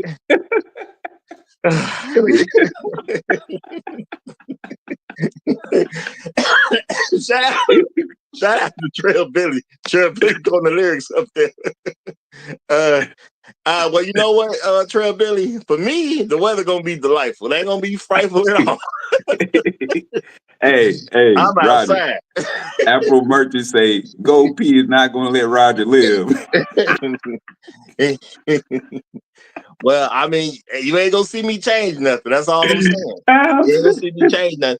But hey, Afro Merchant, man, I'm gonna let Roger live, man. I have to let him experience some suffering at times, but I'm gonna let him live. Hey, man, all I'm saying is the problems we deal with most of the time are voluntary, and we don't have to. And I said, yes, I've had chicks who start telling me about what their family need. You know what I'm saying? And you do have a right to tell them, at least if you live in this country, you got a right to tell them, look, man, I'm not with you so I can take care of your mama. Your mama's supposed to have a husband. It just is what it is. And you can use that for any woman in her family. Your sister's supposed to have a husband. Your niece supposed to have a husband. Your cousin's supposed to have a husband. Let them deal with it, okay? And at the end of the day, if you don't want me messing with your people, don't put me in a position where I got to take care of your people. Because I look out for you, and look what we do, okay? Don't put your people in that position with me. It don't make no sense, And at the end of the day, if their mamas or their cousins or whoever wasn't practicing feminism, they probably have a husband right now. Okay? Because this is the thing, y'all. Black women strip other black women, their daughters and the girls that they have influence on, from these different thought processes that would make their life better.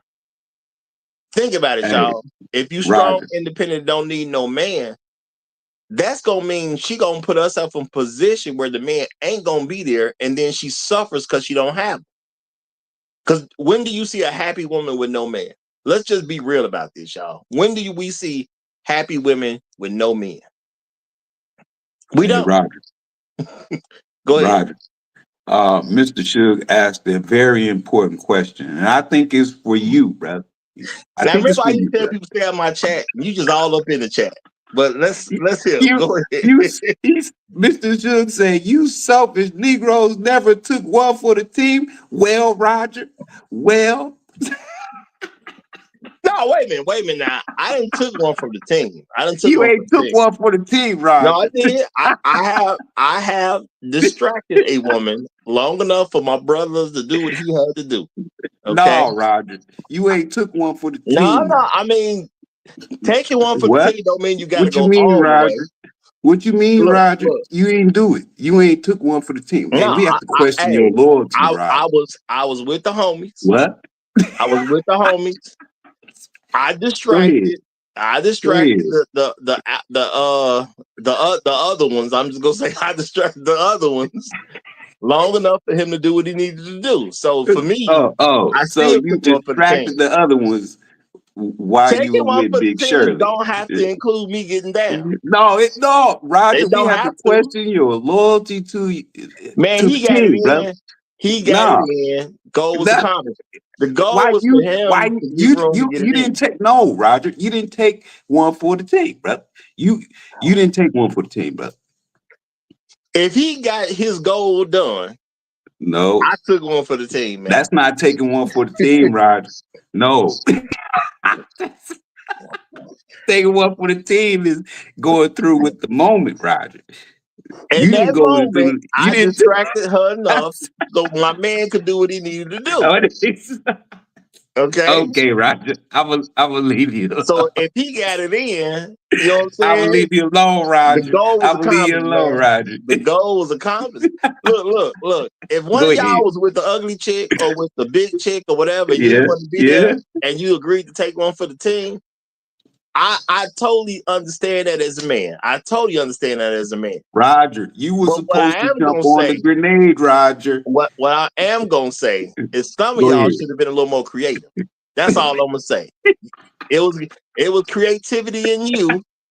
And the same way I could distract this chick for 30 minutes, an hour, however long it took, the same way I came up with ways to distract her, you could have did the same thing. So Okay? you saying the team is not creative? That's what you said, bro. I'm saying if you as a member of the team, you should have got creative. If you had to So do you something you saying the really didn't team want is to do. terrible, Roger? That what you saying? Now, what I'm saying is, if you the person that didn't Go come up ahead. with a creative measure, so you didn't have to do something you really didn't want to do, then that's on you as an individual. Matter of Roger, fact, we kicking you you owe it off to the team, you Roger. owe Because no, you owe it to the team to do better next no, time. you owe it to the team to jump on the grenade, Roger. Look, man, Go ahead. Go ahead. everybody ain't got to die. That's all I'm saying. Everybody ain't got it. Everybody ain't got to die.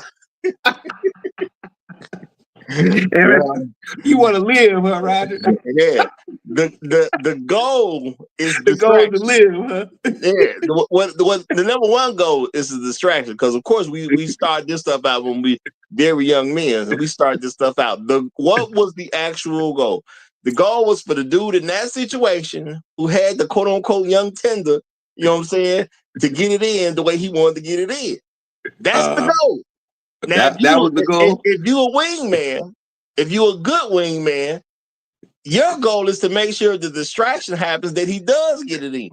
Now, that didn't mean you got to do something you didn't want to do. It just means distract No, somebody Roger. so he can get it in. No, here's the goal. The goal was he was supposed to achieve the mission and you were supposed to achieve the mission. This betters the relationship between you and your boy, man. You will forever have the greatest conversation ever, man. But no, you failed, Roger. That was You y'all failed the goal. That goal, definitely Roger. wasn't my goal. My goal was for him to get it in on the girl he liked. That's what the goal was. Him to get it in with the girl he liked. If I helped him do that, I got the job Nah, done. you destroyed the whole goal, Roger. Yeah, and see, now I'm gonna go back to the subject and use this Go against him, ahead, y'all. Roger. Go ahead, Since he Roger. messing around, I and now I'm got. gonna use this Go against ahead, him. Roger. See, this is Go what ahead, happens. Roger. This is what happens when your daddy ain't in the house, y'all. The I know. daddy teaches you how to perform a mission, Your daddy See? teach you how to perform a mission. Roger, why you gotta talk about my daddy, bro? Is that All what? right. That's what the problem is. Y'all ain't got no daddies in the house. Your daddy told you how to get the goal done. And I'm saying, as a member of the team, I got the goal done. I didn't have to do something. My man ain't never asked me to do something I'm truly uncomfortable with. He just said, give me a distraction. Give you a distraction? I'm with you, brother. I got you. Give me a distraction so I can get her purse. Yeah. Get her purse. That's the better distraction. That's the distraction. I mean, at the end of the day, he trying to get over Kelly. Okay, yeah. we got Rhonda over there. Okay, we just need Rhonda occupied. That's what the goal is. Rhonda needs to be occupied. Now that don't mean I got to sleep with Rhonda. It just means I got to keep Rhonda busy long enough for him to deal what he got to do with Kelly. At the end of the day, if Kelly got it in with him, we good. Rhonda was busy. That's all that matters. Mr. Suge said that means, Roger, sometimes you got to go all the way or the team fails, Roger. You got to go all the way, bro. At some point. All I'm saying is, at some point, man. If dude got over Kelly, mission accomplished. But let me give it to Truth Teller. Since Truth Teller is here, let me give it. Y'all keep that in mind, y'all. If he got over Kelly, mission accomplished. Yeah, where Truth Teller at? I'm just say I can't play for that team, yo. I'm sorry.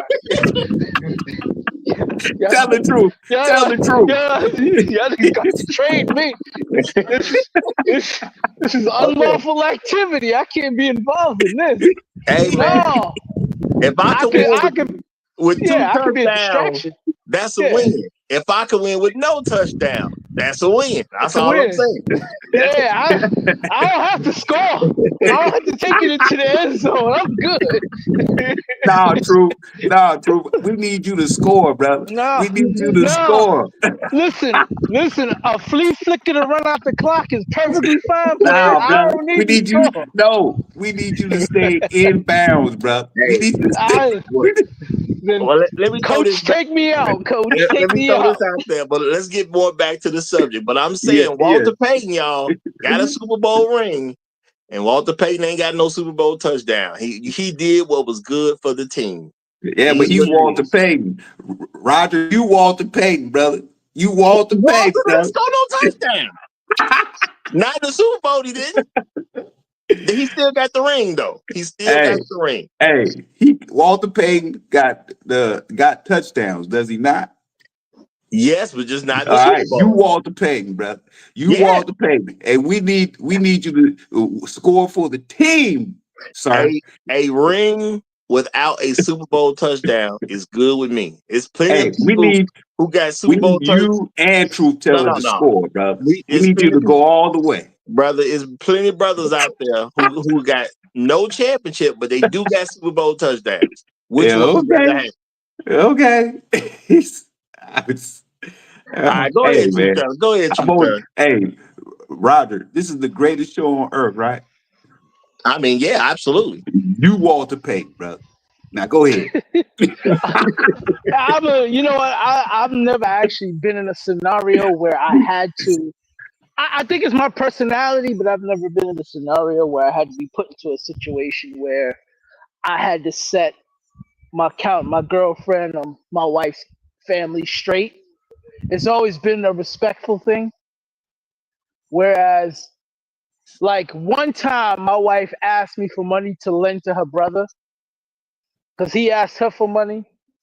But she's real strict with it. She expect her money back. Hell, if she give me $20 because I ain't got no cash on me, she want her money back. So that's how she's with me. I give her the $20. I be giving her the $20. She expect me to pay her back. I say it all the time. I'm like, yo, I gave you this money. She's like, yeah, but it's mine and you got to pay me back. So if she's real proud, so she had to ask me for money to help out her brother. I'm like, all right. And she's real strict with it. But her brother one time did not pay her back. That was the last time she ever lent him money or she ever asked me to lend him money. Not only that, she got a sister who's the same way. And because of that, that's sister ain't never lent him money neither.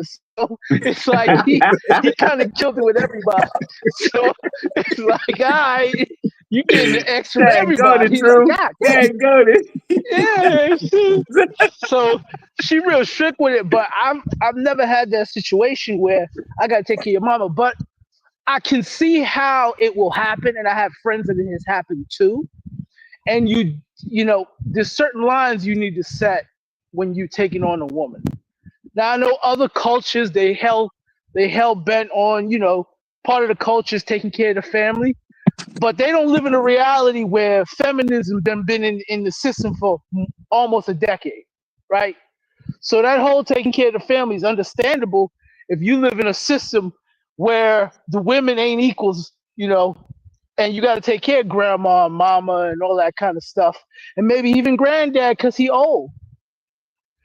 We built on a system here where you're expected to produce for yourself and your family. And what that means is you're supposed to be pushing it forward, not necessarily back. And if you do push it back, it's charity. If you got to depend on your kids to take care of you, you did something wrong. You should have a pension. You should have a savings. You shouldn't rely on your kids' income to subsidize your own. What the hell were you doing the whole time? And you can't. And I know a lot of people say, well, you know, it was hard times, blah blah blah. But listen, man, your kids ain't been kids their whole life. At a certain point in time, your kids became adults. What did you do with your money and your time at that point when your kids became adults? So there's just questions that have to be asked. And most women, when they take care of their mama, their auntie, their cousin, or whoever, their grandmama, they don't ask them kind of questions. Because if they ask those kind of questions, somebody's going to ask it of them. And they don't want to answer that question. So they dare not ask that question to their big mama them. So, you know, you just got to see, you got to make sure you hold the line of your respect and understand that you just, listen, we can say we deserve respect, but listen, you only going to get what you allow to happen. And I don't tolerate disrespect from nobody. My grandmama, my mama, your grandmama, your great-great-grandmama, that shit ain't happening. My mama had crossed the line a couple of times, and I had to pull it to the side and talk to her and let her know that's not flying. She tried that with a couple of my kids. It was crazy. It was weird stuff, though. I had my son read an advanced book, and she stopped him because, you know, he was staying at his grandmama's house while we was at work, and she stopped him from reading the book.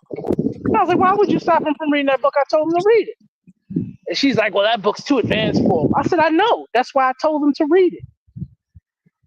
And she felt that she could tell him because he's at her house to not listen to his father. And a lot of black mothers like to do that. Black mothers and grandmothers like to do that. You gotta set the line straight. And let it be known you don't have that authority at no point in time. And if you gotta pull the kids from the house, you just gotta pull the kids from the house. You can't allow somebody to overstep their authority and counter what you feel is best for your family. You just can't allow it. I got to say, I agree with that because, I mean, grandma saying it's too advanced for him. I mean, it's a very, very, very small time to something like that. Who said something too advanced for their own child? Like, okay, and grandma, I know that ain't your quote unquote your child, but it's close. Lord have mercy. That shouldn't happen too often. But yeah, if they father think they can do it, then they can do it. It's that simple at the end of the day. You know, let the child prove otherwise first. But see, this is how feminism has crept into all kinds of areas in life. What we don't necessarily recognize as feminism, and I'm been saying this for years, y'all. Black feminism is just white supremacy at the end of the day.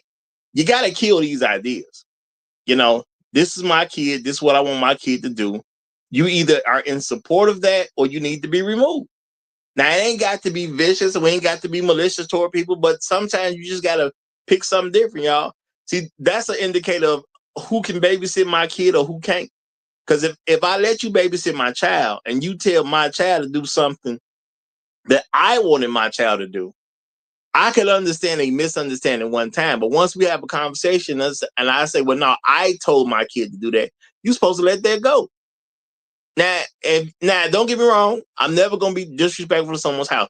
Well, if you say, well, okay, well, your kid can't do that at my house. Okay, fine. That just means my kid ain't coming to your house. That's just the way. That's the way that rolls. Sometimes you got to just pick a new babysitter. It is what it is. But if you don't actively fight against this stuff, we can't trip that it's here.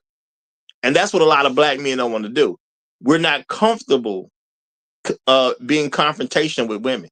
Being confrontational does not mean violence or anything like that, but it just means you have to address something when it's necessary. Okay, it's that simple at the end of the day. Just like, even though Gold Professor was cracking a joke, if the goal is for a man to get well with Kelly, because we done came out for Kelly, he asked me to come because Rhonda gonna be there. What is the goal? The goal is for him to get Kelly because he liked Kelly. He want to be with Kelly. Rhonda is just a chicken away. Okay? He don't need me to get down. He just need me to get rid of Rhonda for a while he can make his move with Kelly. That's all he needed. See, as men, we got to understand what is the mission at the end of the day. So do I want my child to advance? Well, yeah. Well, I send my child to this person's house because I know my child is safe. Cool. But that person said, well, your child cannot do advancement activities while they're at my house. I can't argue with you about your house. What I can do is just pick a new house. That's all. That's what I got to figure out. Okay, where can my child go where they can do whatever advancement activities that they need to do so they can work out fine? Okay. And a lot of scenarios as men, I'm saying soft for a reason. You're going to have to give a soft check to a woman and her mama 9 times out of 10. So everybody understands their relationship dynamic is now different. Meaning what? This woman with me now. So what y'all were to her, you're not that anymore. She belonged to me now. So in order to do something her, you got to check in with me. And that's just how it go. I understand you had a situation where maybe if you was the mama, you was the top voice in the room. You're not the top voice in the room anymore. Even when she come visit you, you still not the top voice in the room. I'm the top voice in the room, whether I'm there or not. And if you tell my woman to do something that goes against my wishes, even as your daughter, she can't do it. It is what it is.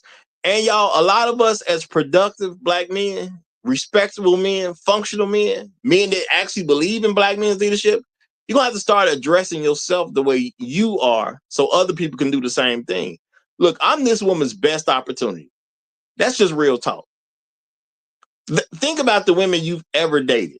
Have you not been their best opportunity? Can you imagine that somebody came after you and created a better situation for her than she would have had with you? More than likely, that did not happen. Real talk, you the best opportunity this woman's probably gonna ever have. And I'm not saying you got to think of yourself in an arrogant way. I'm just saying this is just reality at the end of the day. And you got to start fighting feminism through the woman you did. If you're gonna mess with a sister, you're gonna have to fight feminism. It just is what it is. And you're gonna have to fight it on all levels, not just the comfortable ones. You her best opportunity.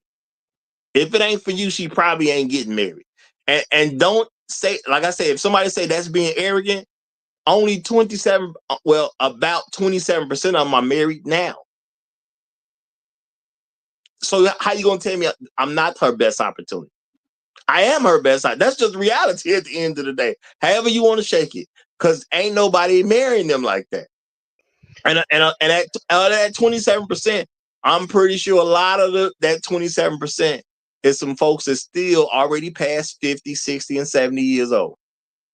And as them folks die off, if they start making to anything around 100, a lot of the marriage numbers finna drop off. So when y'all start seeing a free fall from even 27%, you look up in the next a year or two, it might say 13%. That ain't gonna be a shock to me.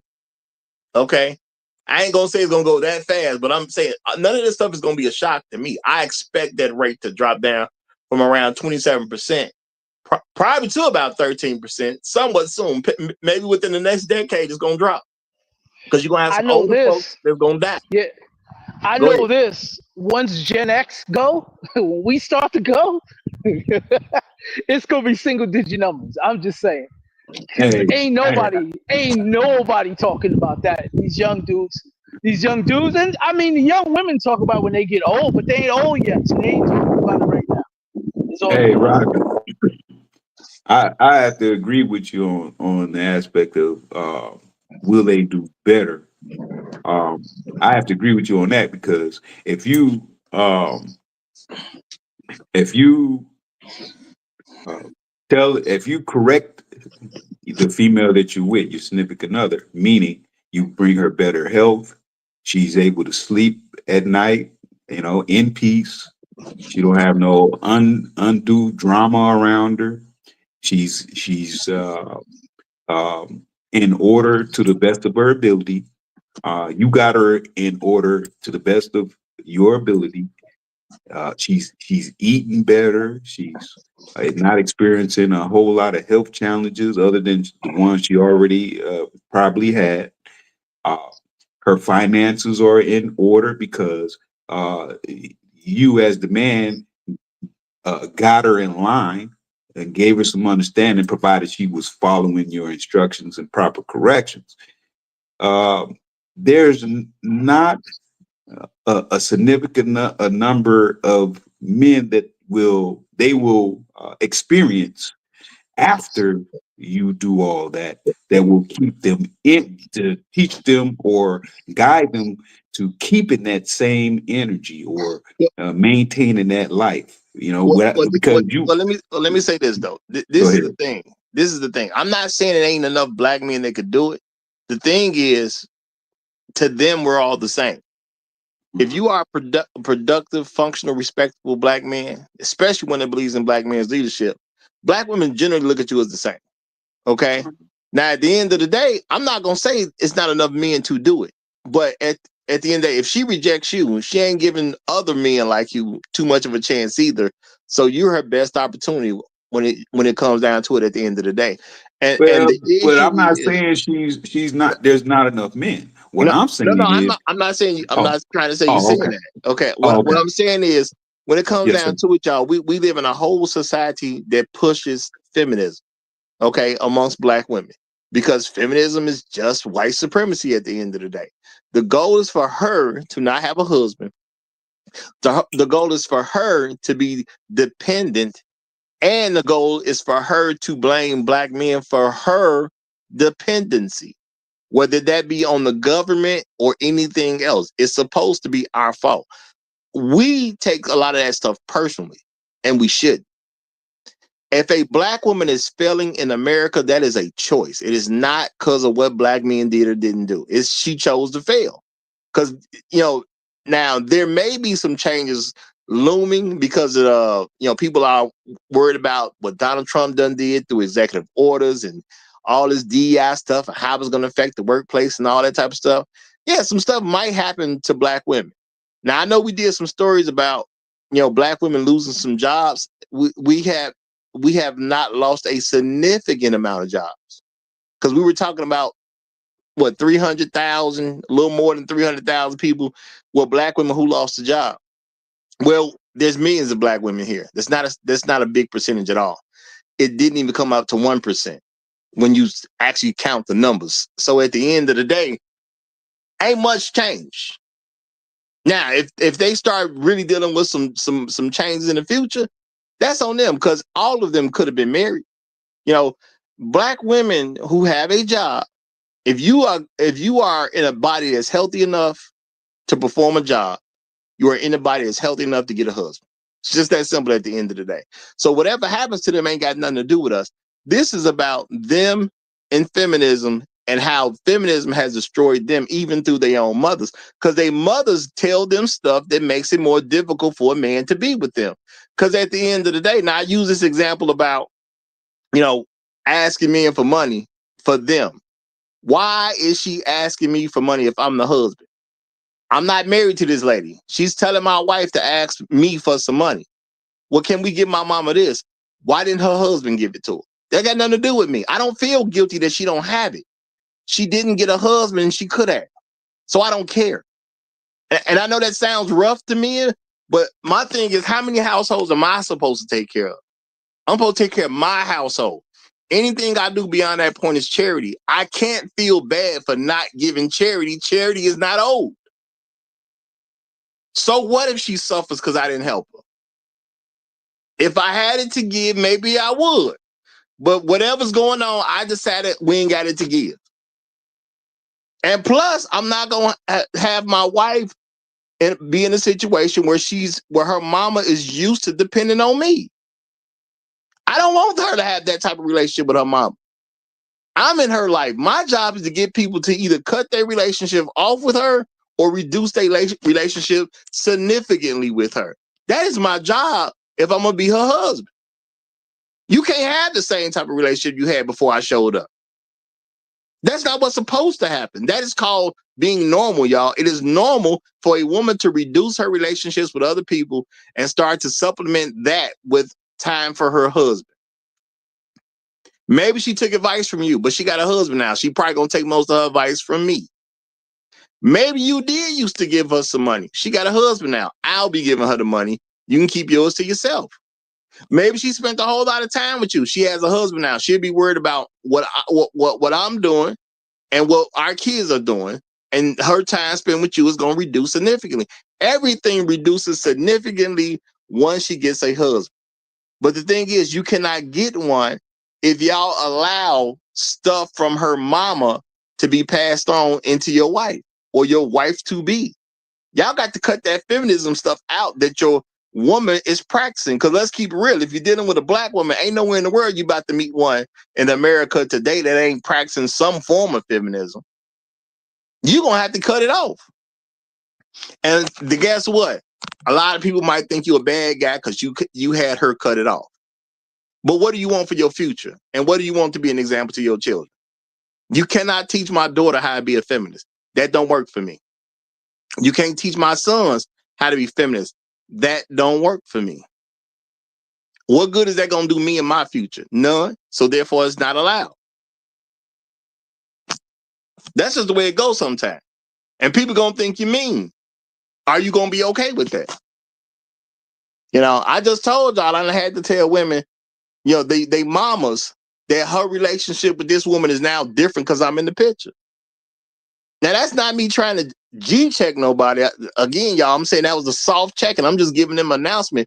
This young lady's life is different now because she with me. Now, maybe once I'm out the picture, y'all can have her back, and she can go right back into the nonsense she was doing. But while she with me, this nonsense is not allowed anymore. It's that simple at the end of the day. Somebody may say, well, you're not her husband. Well, I'm the best shot she got at getting one. Go ahead, Drew. And y'all know how I feel about hoes. I love them, but shout out to the shout out to the hoes. But you have a classification for a reason, and I'll state the rules again. If you've had sex with more than, and sorry, this is not the Roger Report, this is Truth Teller, but if you've had sex with more than one man in your life, you a hoe. Only way you can get out of that classification is if you get married, and that only works once. What does that mean, Joe? Well, I don't know, True, because you can't turn a hole into a housewife, brother. You ain't heard that shit? Hey. She has to have. Okay, she has to I'm have sorry. an I'm exit sorry. strategy. She gotta be able to have an option to get out, or will seem unfair, right? I'm sorry. She can get married, and if she stay that way, she's good. If she don't stay that way, then she a hoe again, and she can't ever come back. So, but what that means, gentlemen, is you're their savior. If you marry a woman, now I know earlier Roger was saying don't be arrogant about it, but I'm gonna be arrogant because if you pick up one of these chicks out the street, ain't no more virgins. We all know that. So if you pick up one of these chicks out the street, you are picking up a hoe. She done had multiple relationships with another dude who's running around knowing the experiences of your woman. If you marry her, you just saved her. You took her and her baggage and you said, I got this. Now, if she doesn't recognize that and treat you accordingly, you have a problem. And as men, when we get married, we always think we're doing our duty. We're not doing them no favors. You have to understand, you're doing a tremendous favor to a woman who's classified as a hoe. Without you, she'd be in these streets without you. And because there ain't no more virgins, I mean, you're the savior, nigga. You're Superman. You're Batman. You're George Washington. You're the savior of all levels, B. You're supreme Superman. You are what it is. And they can sit there and make it seem like they could do better, but the second they get a divorce, chances of them getting married again is almost zero. Literally. So guess what? They're going to be in old age complaining, hope somebody helping them, and the state ain't going to help them no more. Because if you can't make no more kids, the state don't give two craps about you. I mean, y'all. It may sound rough, but it is what it is. At the end of the day, you got to pat yourself on the back because you are somebody when it comes down to it. And this is one of the reasons that feminism tries to teach you that you ain't nobody and that they're not supposed to listen to you because feminism don't want them saved. That's what we need to get. And that you have to battle against feminism. It's going to be through your woman and through all the other counterparts that believe in the nonsense is trying to make sure that she's never in a good position. Because feminism don't want her to have a husband. Husbands disrupt the plans of feminism. Okay. And they do their daughters bogus. Again, even when it comes to, having these bills. Let's be realistic, y'all. You a 19-year-old girl. Well, I'm gonna say 23. You're a 23-year-old young woman. You trying to get your first place, right? Okay. Now, I'm dating a 23-year-old woman. I'm 23 too at the time. I'm dating her, right? Now, what happens when she tell me that she owed $30,000 to the light company or whatever? That's kind of, I'm gonna say that's crazy. Let's just say she's $7,000 in the hole with the light company. Now, what's gonna happen when she tell me that information? What you mean you $7,000 in the hole with the light company? And she tried to explain to me that her mama put her name in the light, her mama put her name on the light bill. She did it way back when she was a kid. She didn't have no control over nothing like that. Now, me being the guy I am, I'm still gonna understand that's still $7,000 you go to the light company. Guess who I know ain't gonna pay it? Her mama. Right. What is that $7,000 gonna do to our relationship? You are bringing on an extra strain to our relationship, and now she gonna be bothering me because she got to live regular life plus deal with this $7,000 in the hole she in because she had to pay some significant money just to even get the lights on. Maybe they do hit her with that. Well, you got to pay $1,000 up front, and you still hit it with that. You gonna have to pay $350 extra a month to take care of the old bill and keep up with your new bill. Now, what's she gonna look to do? This is a woman.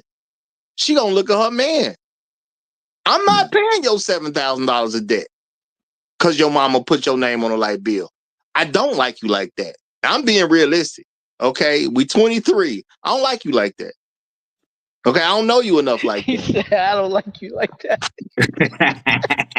I am not saying she's a bad woman. I don't like nobody to take on that $7,000 bill that your mama done created for you. That's not my problem, game, boy. That's a cold game. My thing is that's realistic, though. Yeah. Really realistic. It's realistic. Yeah. In real life, it's cold outside. Yeah. That's and why then, and then I want to give you may not. Sorry. Oh, okay. I'm sorry. Go ahead. I was just gonna say I have a counter. I've gotten into discussions, not really arguments, but discussions with like my aunties and stuff about taking care of your grandmama, your mama, and stuff like that. And I got a real good counter. If anybody ever falls into one of those discussions, that you can give them, because they'll say, "Hey, well, your mama took care of you your whole life. You owe her." And then I always ask, "Well, hold on." I say, "Well, hold on a second. Was I my mama's obligation or was I her charity?" If they say charity, you don't get paid back for charity. So if they want to say charity and go down that route, that's dumb. But if they say it was an obligation, then that means she's paying a debt that she owes to taking care of you. It's her responsibility, not yours. So that's a good counter because most of them will say it's an obligation. And all right, then what do I have to be responsible for? So it was a charitable obligation. It was neither.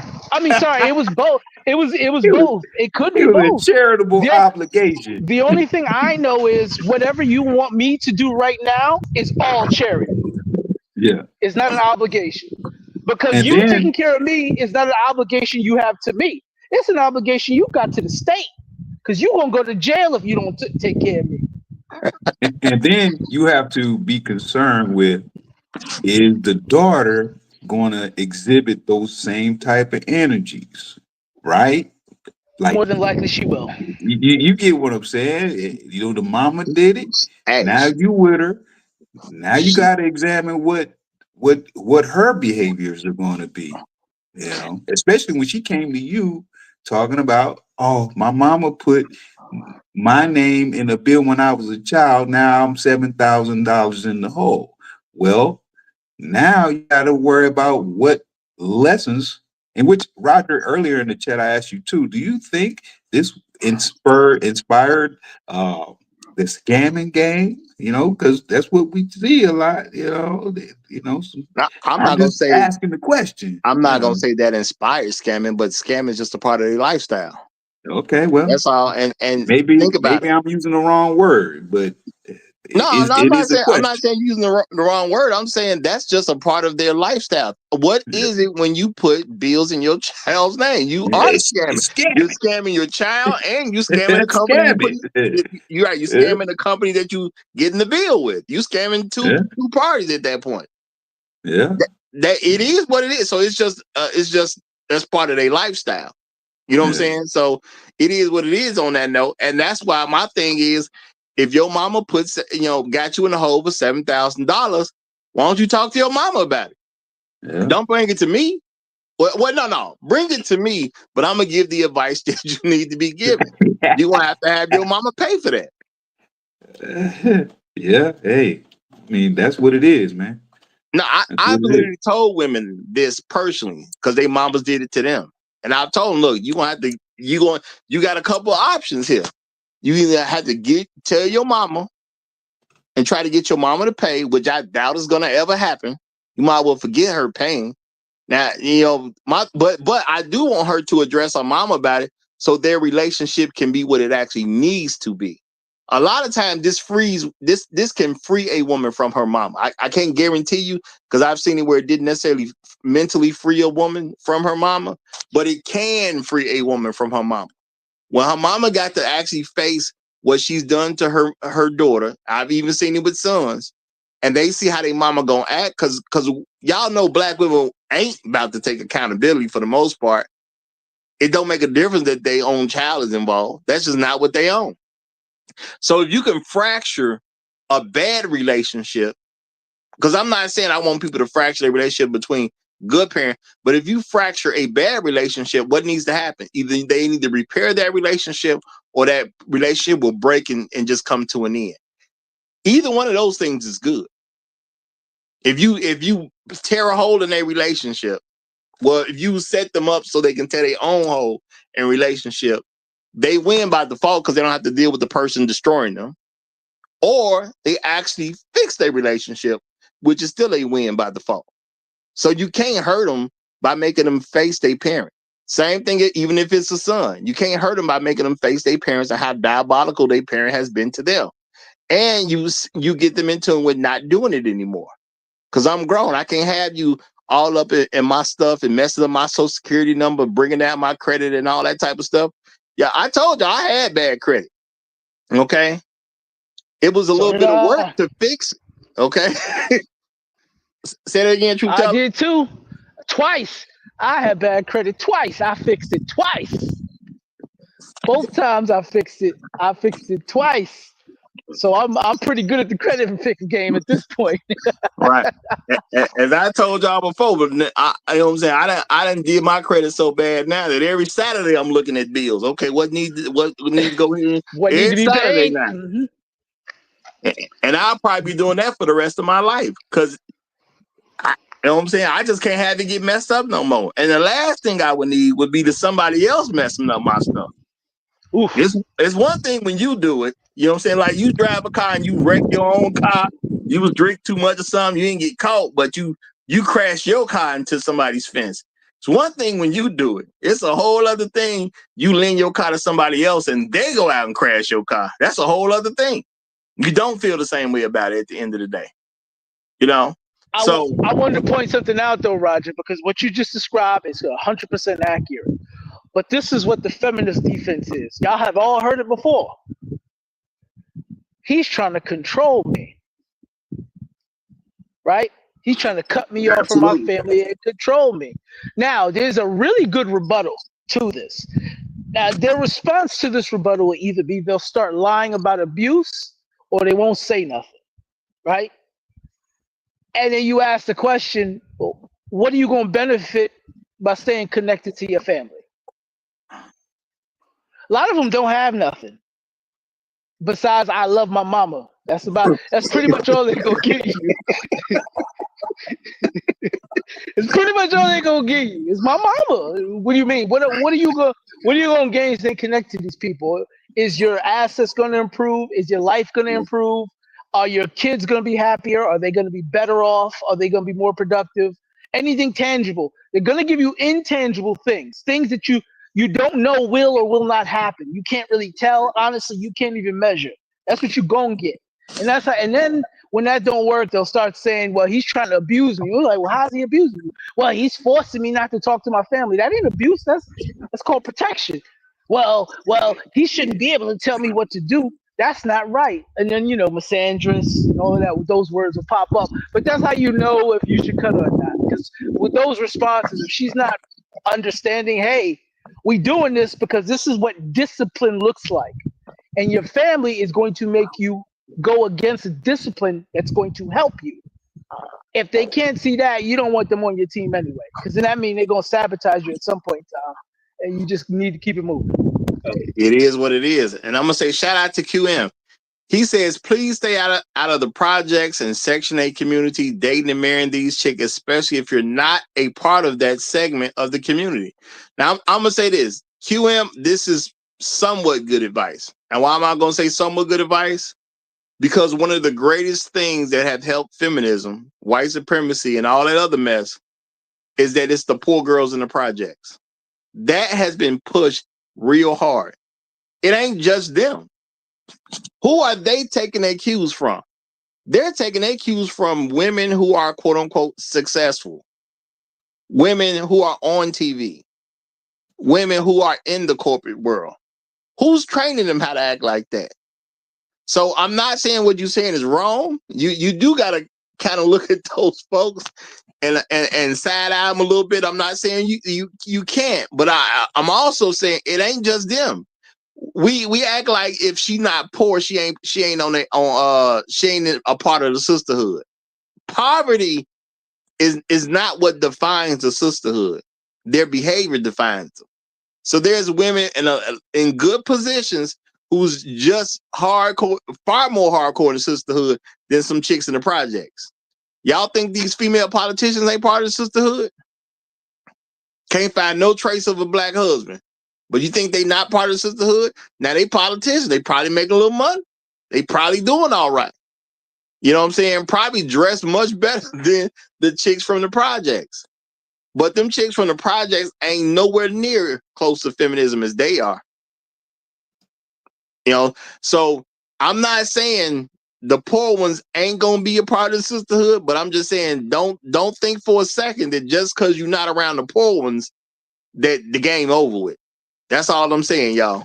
Don't think because she ain't poor, she ain't part of the sisterhood. Because it's wealthy chick, well, it's rich ones and poor ones. That's what I'm trying to get y'all to understand. It's rich ones and poor ones.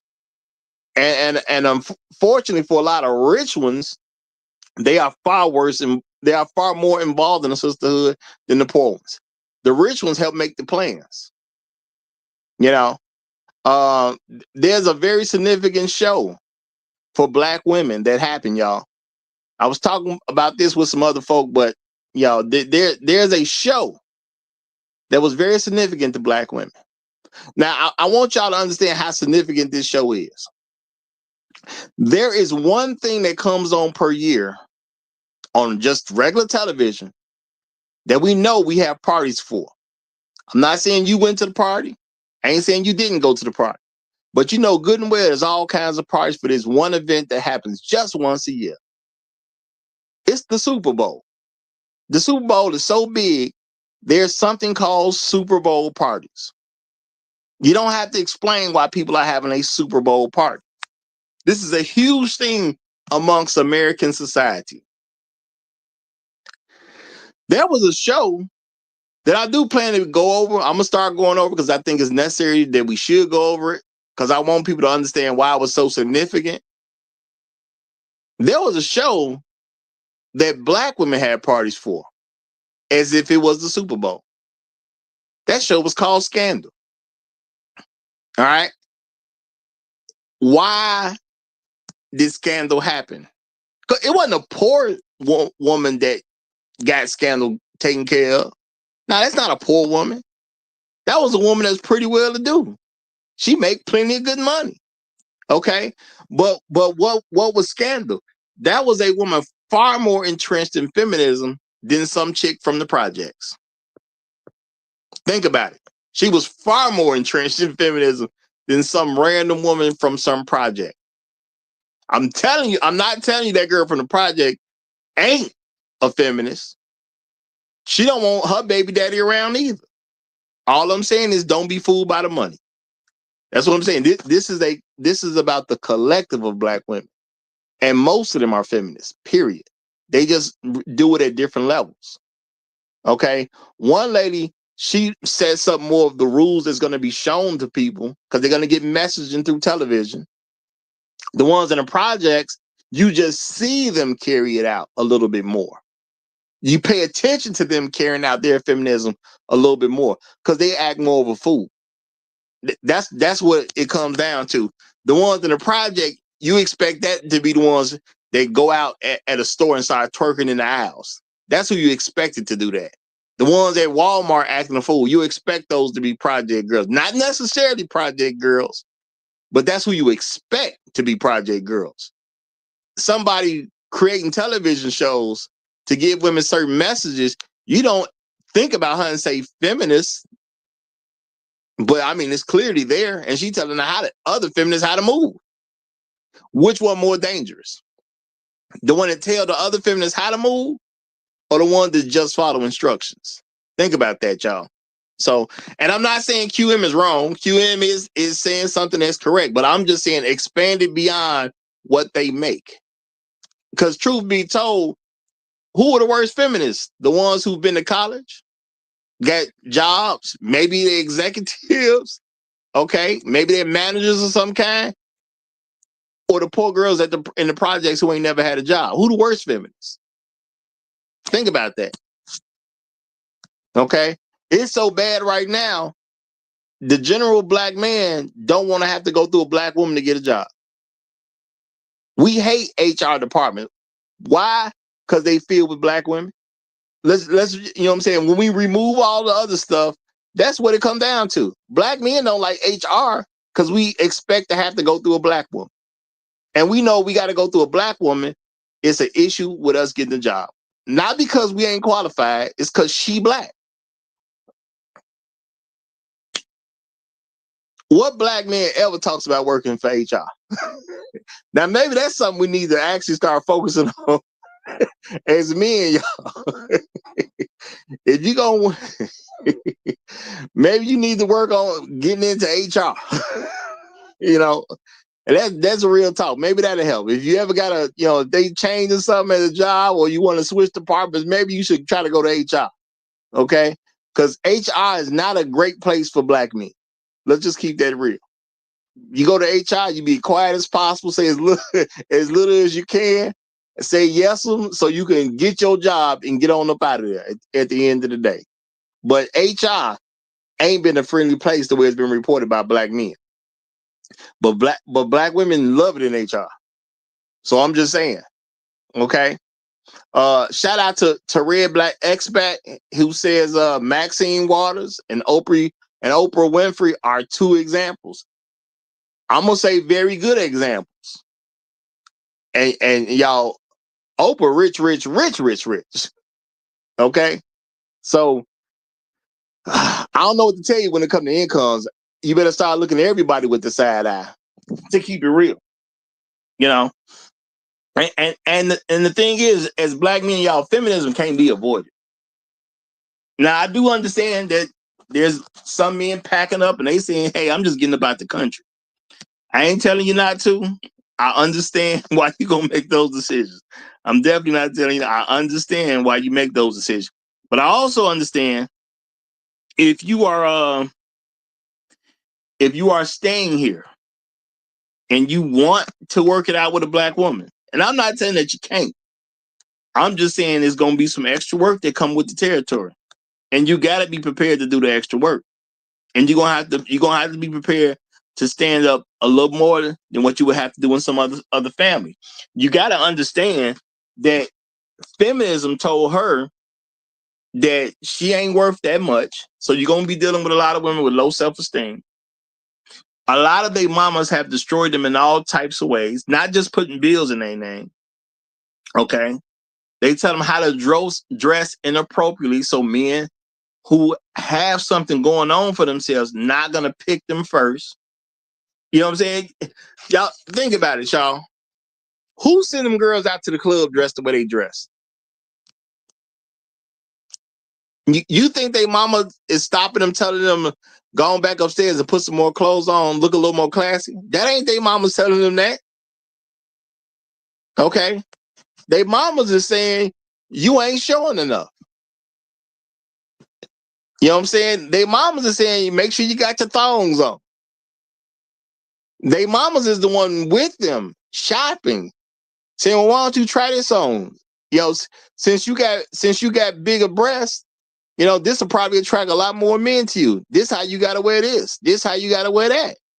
Heck, truth be told, and there's some sad cases where you got women literally taking pictures and putting them on the internet, or actually in videos and putting them on the internet, dressed like a hoe with her daughter, and they got the same outfit on. There's a lot of sisters right now trying to promote that they're looking cute with their daughter. Why? Because they want to be viewed as the same sexual competition as their daughter. Now, the young lady don't know what's going on at the time. She ain't really paid no attention to it, even though that's her fault. Once you're over 18, it's your fault. You should have paid attention. Why does your mama want to put on the same outfit you got on and then upload it to the internet? Whether it be a picture or a video. Why is anybody putting out stuff talking about, you know, can you figure out who the mama is and who the daughter is? They mamas is out here trying to put them out as sexual objects. You know? And you know what they do all the time too? If you say something about them being a sexual object, they act like you got a problem. You know? Now, unfortunately, I done lost it, you know, because I done lost channels over the years. But I remember one particular story I covered. It was like some girl in some super tight pants, had a big old butt, all that type of stuff. You know, now she dressed, you know, in something that just shows her too much at the end of the day without a sexual reference coming up. And when men said something about it, they started saying the men was trying to sexualize the girl. If my memory is correct, the girl was only like 16 or something at the time the picture was taken. And they was jumping on me and talking about y'all trying to sexualize her. She has a fully developed body. What a lot of people don't pay attention to, a woman's body is pretty much developed by 16 years old. And it's not really going to go through any real change until she gets pregnant. So at 16 years old, she has a woman's body. You don't show off her body to attract, well, you shouldn't be showing off her body to attract men unless you want men to see your daughter as a piece of meat. Let's just keep it real. You want your daughter to be out there having sexual competition so she can extract stuff from men. And why would a mama put her daughter out there like that? Because society accepts it. That's why.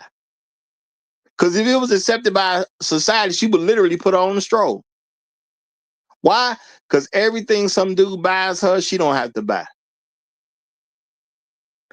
Women use their own daughter's sexuality against them while they're growing up, so she don't have to be responsible for her own child. That's why they don't say nothing. When she come home with that mini skirt on that mama knows she didn't buy, that's why they don't say nothing about it. Because I got some nigga buying my daughter clothes. Heck, if I play my cards right, he'll give me some stuff too. So she ain't gonna say nothing about that mini skirt she got on. She ain't gonna say nothing about them shoes she got on. You know? Now she know her daughter 14, 15, 16. But the thing is, who buying her daughter an iPhone? Let's be realistic, y'all. Who buying her daughter an iPhone? You think that's a 16-year-old guy that go to school with her? She 15, she got an iPhone. She a sophomore. You know?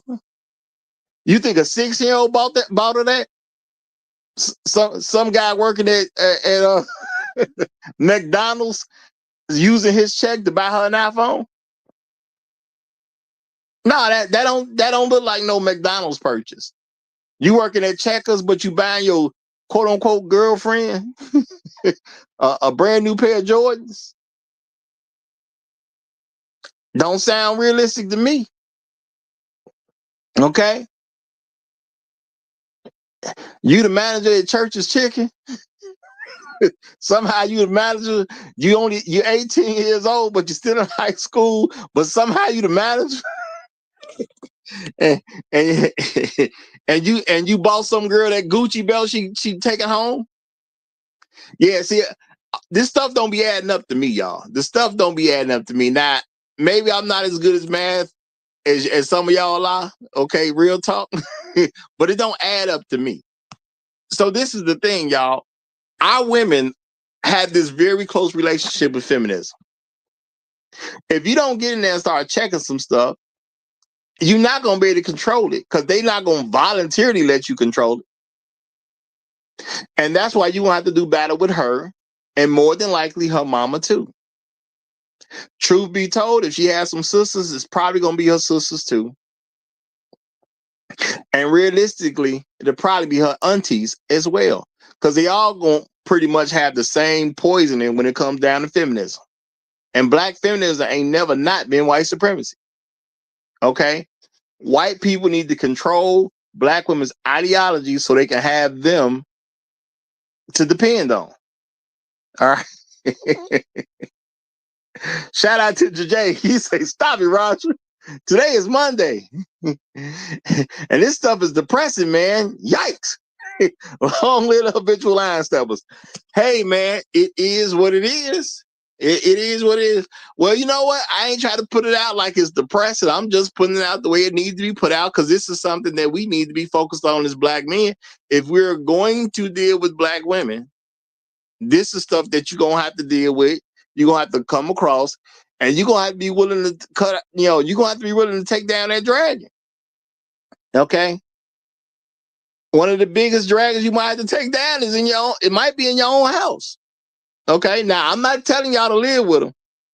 You know, at this point, I do suggest you never live with a woman if you're not comfortable enough to marry her. And that's real talk. If you can't marry her, there's no point in you living with her. Let her stay over there. Let her bills stay over there. Let her responsibilities stay over there. Let her issues stay over there. If you're not going to marry her, there is no reason to bring all that stuff to your place. Okay? Even if you the guy that was going to move in with her, you don't want to move into that, to all that mess. You don't want to move into all that mess. If you don't love her enough to marry her, let her have her problems over there. As long as they're over there, they cannot affect you as much. Now, if you're going to give your woman some money, that's on you at the end of the day. I ain't saying you can't give your woman some money, but at least make sure it's for her. Okay? Giving her money just so she can give it to somebody else ain't doing you no good. And this is a game that black women have been playing for a long time. Okay, they've been doing this for a long time, and we just ain't really paid no attention to it. We ain't never made no issue. How many black men done paid for some woman's mama? You know, and she'll say, "Well, you know, it's my mom. You ain't gonna look out for my mama." And she'll say that with a straight face, as if it's something you should be doing. I got no reason to look out for your mama. Now we get married, we have some children. You know, we've been, married for 20 years or something, maybe 25, 30 years. You know what I'm saying? Maybe your mama starts getting old and start needing some help. Okay, now I understand helping your mama. But this should be some time should have really went by. Because truth be told, you should be getting married in your 20s. Okay. Now let's say your parents is a good 20 years older than you. Cool. Well, if I'm getting married in my 20s, my parents should be around their 40s. Okay, when they gonna need me to come in and do some real stuff for them? Maybe in their 70s, maybe in their 80s, you know, but they should be able to get around good up until that point. But by then, we married for decades. I'm not doing something that her husband needs to be doing for. I'm doing something as a son-in-law that say I do actually care about my wife's parents. That's a total different scenario. But if I got to get with a random chick, I got to take care of this random chick, or I got to take this chick out. And nowadays, they want you to buy them clothes to go out with. They want you to get their hair done. Heck, you know what I'm saying? They want you to take care of their cars, all kinds of stuff.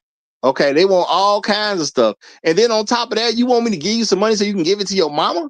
You got to be crazy. And guess what's going to happen, y'all? Automatically, when you give her if you give her some money so she can give it to her mama, what's a woman going to do about her other children? So now her daughter runs into a problem. Not the daughter you dating. Another daughter. She got a $200 problem. What the other daughter gonna do? She gonna ask her mama for it. Okay, cool. Sounds reasonable, right? What mama gonna do? Well, she gonna ask her other daughter, the one you with. Since she done got money out you before, she gonna ask that same daughter that's with you, can she get $200 up out of you? Now, why she gonna do this? I'm not even saying it's malicious intent. The woman gonna try to look good in front of her daughter, but she ain't gonna want to put her own money into it. So therefore, she gonna ask the other daughter with a boyfriend. If she can get that money out the boyfriend, she'll take that $200 and then give it to the chick that you not with. And that's why I'm saying, y'all, well, that's part of the reason I'm saying y'all need to confront these different type of things. Okay. So in this scenario, I'm gonna make Kelly and Rhonda, since I already used those names. Kelly, the woman you messing with, but Rhonda needs some $200. Rhonda gonna tell her mama. So what her mama gonna do? Rhonda, her mama gonna tell Kelly. Kelly gonna say, "Man, I need $200." Right?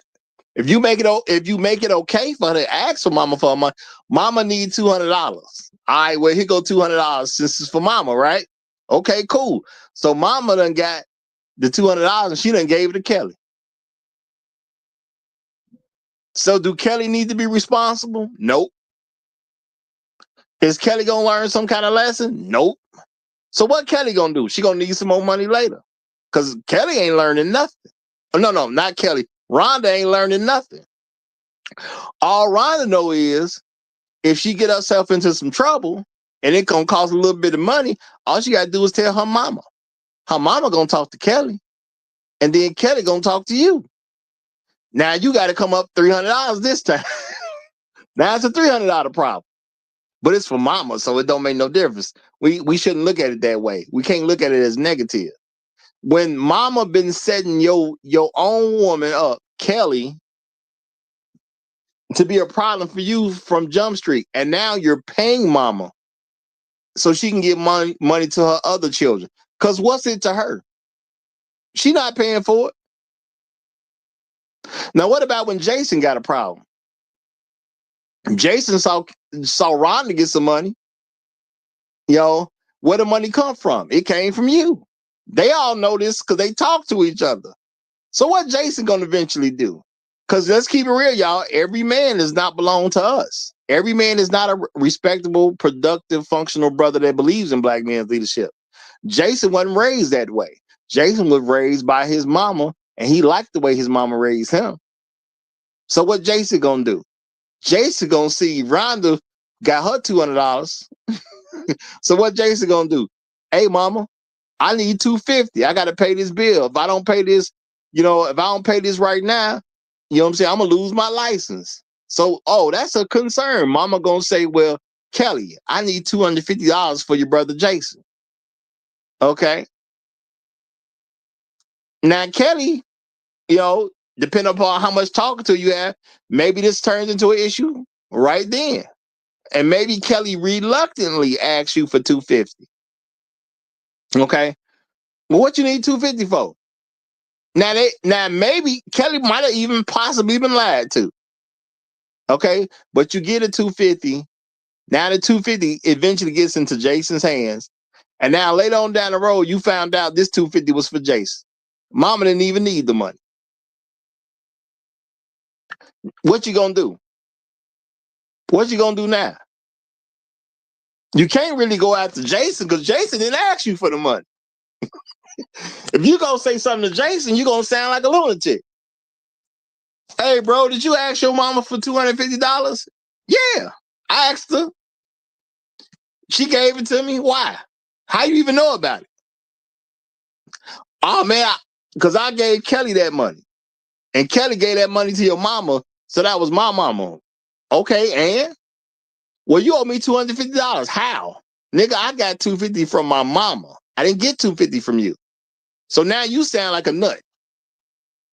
What, you gonna beat him up because his mama gave him $250? Can y'all see the beginning of a domino effect? And you can get mad at him all you want to. Jason ain't did nothing to you. Jason got $250 from his mama. Now, I understand you don't call yourself working to take care of some grown man. But guess what? You did. Because Jason got your $250 and Jason cool with it. And you know what Jason gonna do? Next time Jason needs some money, he just gonna ask for some more. He don't care how you feel about it. Because he ain't asking you for nothing. He asked his mama for something. And if his mama got some money to give him, that's between them. Now, the thing is, at some point when this stuff has to be faced off, you're going to have to deal with these things. Now, what if you got to deal with mama asking for money for other children? Okay. Your girl came in the picture with an extra $10,000 of debt that wasn't even really hers. Her mama done did stuff with her over the years.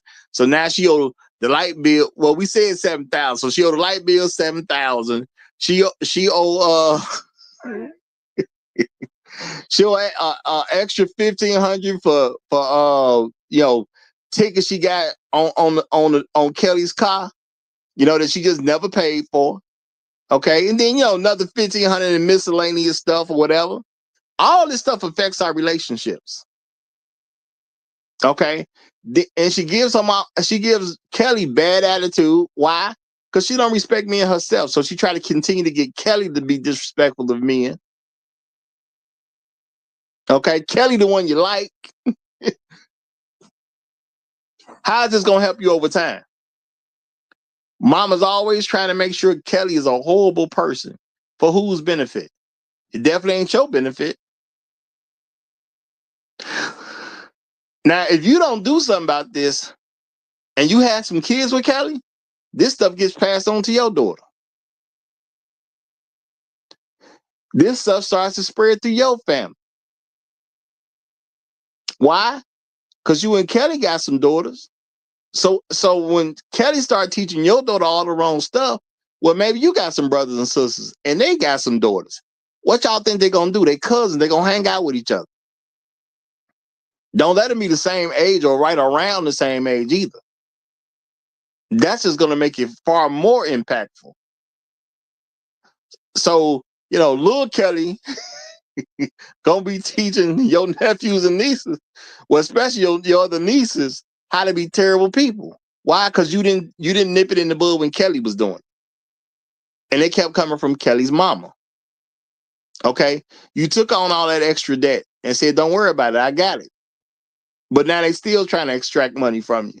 See, at some point in time, y'all, we got to believe it's okay for the door to close. If you deal with a black woman, more than likely, you are dealing with some of her mama's debt that she got put in her name. Okay? More than likely, that's what the case is. Shout out to, just because he hit with that name, y'all. Shout out to all my hoes demonetized. Probably the most hilarious name amongst us right now, y'all. All my hoes demonetized. So yeah, you are probably dealing with some type of debt that comes from some girl's mama. Because girls get real comfortable with their mama. Their mamas be trying to have this quote unquote friendship relationship with them. And they gonna do stuff. And mama don't care about messing over her daughter's money. That's just the way it goes, y'all. Mama don't care nothing about messing up her daughter's money. Now you take on, you already fixing stuff that mama did in the first place. And now they still trying to extract money out you. And when her mama figures she can extract money out you, guess what she's gonna do? She's a woman. She's gonna think in avenues. Women gonna do something so they can look good. If her children come to her with a problem, she wants to look good. She ain't gonna come out of pocket, but she wanna look good. I tell y'all, black women care about their image more than anything else. So what's she gonna do? She gonna ask Kelly for the money. Now this time it ain't for Jason. This time it might be for Jeremy. Okay? Jeremy needs some money. So, you know, what mama gonna do? Mama gonna talk to her daughter, Kelly.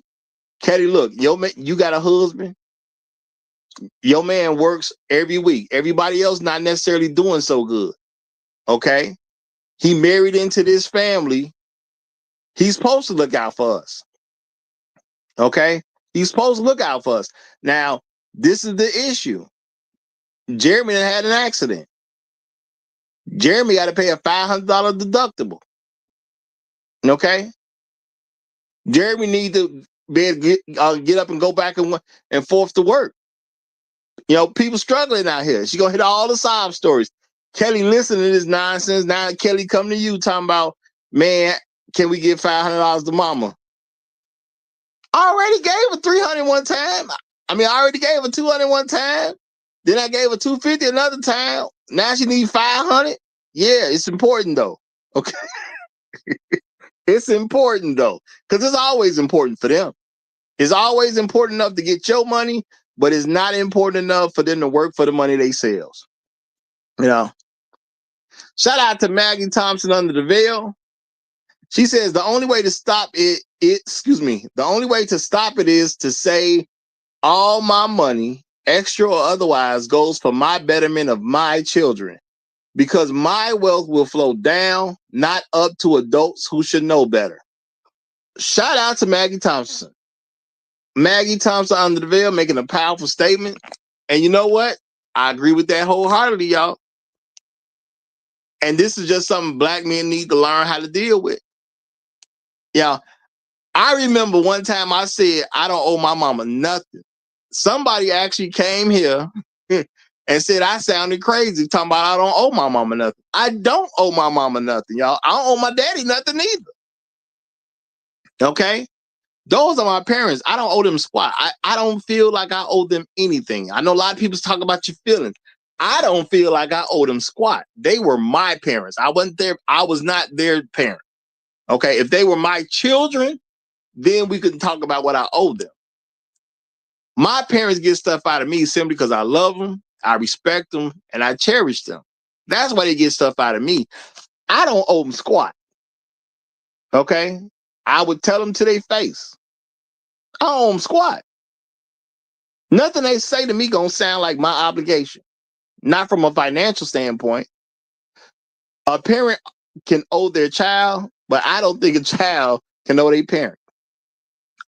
Unless y'all do something where maybe you lend some money to the child. Now, if you lend some money to the child and the child is an adult, sure, I get that. I get that. But I don't know nobody squat. All I owe them is to love them. That's it. Anything my parents would need, and I'm not saying my parents need something from me, but anything my parents would need, that would be charity on my end. Now, since it's my parents and they did do, some decent jobs, decent jobs, I would look out for them if they actually needed something. But my parents ain't gonna come to me like I owe them squat. I'm just telling y'all what it is. I can't tell y'all how other people do it. I know y'all done seen some of the stuff I seen where people say, well, that's your parent. They did a good job. Truth Teller was talking about it early. You obligated to look out for them because they took care of you. Look, I was their child. I was their property. They supposed to take care of their property. So I don't know them. I don't owe them nothing for them taking care of their property. They never taught me that I should owe them anything. Okay. And I've told y'all before, which still holds true. If anything happened to me right now, I could show it to my mama's place or my daddy's place and just say, look, man, it all went south and I live here now. And ain't neither one of them gonna say nothing. They might ask me what happened, but there's never gonna be a question about anything. So I can move in with my mama and that's cool. I can move in with my daddy and that's cool. And I don't owe them squat. And they understand I don't owe them nothing. Okay? So I'm not saying something that's just crazy. I'm not saying something to trigger nobody or to pretend it's a game. I don't look at my mom and think I owe a squat. I don't look at my daddy and think I owe him squat. I just simply appreciate what they did for me, especially when I was a child. That's it. Okay? Now, does that mean I hate them? No. I know people say, oh, you sound like you hate them. Why would I hate some people just because I don't owe them? Guess what, y'all? Most of the people on planet Earth I don't owe anything to. Okay? Or as the Bible would say, well, yeah, it says it not in this sense, but it says, I don't owe them nothing but to love. Okay? That's it. Your personal situation ain't really my concern. It's never going to be my concern. Most of the planet, I don't even know them by name to even really know that they even exist. I'm not concerned. Okay? I'm not concerned. Okay? I don't worry about Korean women in Korea. Does that mean I got something against a Korean woman in Korea? No, I just don't know them. So I ain't worried about them. It just is what it is. Okay? The lifestyle you live somewhere else, that don't affect me none, and I don't even know what's happening. It's hard for me to really care about what's going on in your situation. And guess what? If something happened to you, what can I do about it? I can only take care of so much. So I'm going to take care of me and mine. And when I feel like it, I give some charity. Okay? When I quote unquote feel like it, I'll give some charity. And you know what happens with charity? You can't tell me what I'm supposed to give. Because charity is not an obligation. Okay? Now, shout out to ThermoCat 2020. He says, once the children stop thinking they owe the previous generation, it breaks down. This obligation is what makes family worth the while. Neoliberalism works. Now I'm going to say this. I don't think that's going to happen if the parents do a great job raising the children. I don't think I owe my parents. That does not mean I wouldn't look out for my parents. Those are two totally different things. If I look out for my parents, I'm doing it because I love them, not because I owe them. Now, if I can help them, neither one of my parents would be in a really pitiful situation. But I'm not going to look out for them because I owe them. No, I don't. I just love them. They did a good job. They tried to raise me right. They tried to put across certain morals to me and things like that. So no, I'm not going to do anything for them out of obligation because I don't think I owe them squat. But see, I respect them because I can see the type of job they did. See, if people treated their children, and a lot of times this ain't happening because you have too many black women raising children, but if people treated their children in a way that the children can't help but to respect them, they ain't got too much to worry about. They ain't got too much to worry about. Because I respect my dad so much, he ain't gonna never be in a bad situation that I can keep him out of. Okay. I respect my mama. She ain't gonna never be in a bad situation that I can keep her out of, but it ain't gonna happen because of obligation. It's gonna happen because they earned it. You know, they have a respect level because of certain things that they've done, so they earn that respect out of me. It's not because I'm obligated to do it. Okay? All my obligations is because I got something out of somebody. Think about that, y'all. We become adults, we start getting obligated to people. Who am I obligated to? People I got something out of. Okay? When you pay your rent or your mortgage, didn't you get something out of them? You got an apartment or a place or a home, a house. You know, because home, you got to make a home, you got to make a house a home, you got to make an apartment a home or whatever. But you got something out of them. We talked about this light bill. When you pay the light company, you got something out of them. You pay your phone bill, you got something out of them. You pay a car note, you got something out of them. You ain't obligated to nothing or no one who ain't giving you something. That's called a healthy relationship. Now, I know Turbo Cat ain't meaning nothing bad. I get where you're coming from. I understand the spirit of what you said. But I'm saying is, I don't owe nobody for breathing. I owe people because I can get something out of them. It is what it is. If I can't get nothing out of you, I don't owe you. That's simple. That's why societies work when men look out for other men. Okay? Men look out for other men. That's why I say, people talk about protection. Well, your woman would be protected if she had a decent man. Every time I see something about what's happened to some woman, my first thing is, who's her husband? See, men gonna look out for other men because other men will, in return, look out for the man that did something for them. When it comes to women, that stuff is very shaky. Okay. I've told people all the time, don't you ever lend a woman money thinking she gonna pay you back. Okay? That's not gonna happen. A black woman don't think she has to pay you back. The only way she gonna pay you back, 9 times out of 10, you're gonna literally have to go to court and some judge gonna have to tell her to pay you back, because black women look at as government as white male authority. So until some white man say she got to pay you back, you ain't getting nothing out of her. When I hear people say, well, yeah, I loan my girl some money, or I loan my sister some money, I loan my, whatever female you want to say, I be like, bro, you really think you getting that back? You are nuts. And especially if it's a woman you sleeping with. If you had sex with her and you quote unquote loan her some money, that's burn money, man. She ain't giving that back to you. That's dead. Ain't no such thing as loaning her some money and she about to pay you back. I don't know of one example where any woman that was with a man, that man loaned her some money and she actually paid it back. I ain't never heard that once. Okay. Yeah, man, my girlfriend, I let her borrow $300, but she gonna get it back. Nigga, no, she not. No, she ain't. Shout out to Mr. Sugar to you. He say, do you accept box as a repayment? Well, guess what, y'all? It don't make no difference whether you accept it or not. In her mind, that's acceptable repayment if she even give you that. Okay.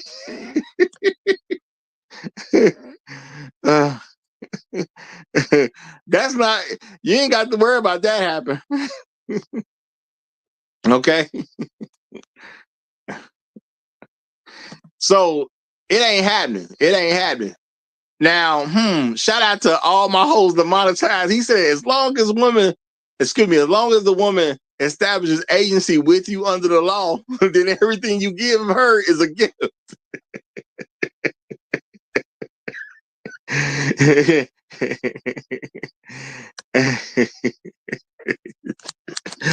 I'm laughing at Janae, y'all. I'm laughing at Janae. I ain't gonna say that.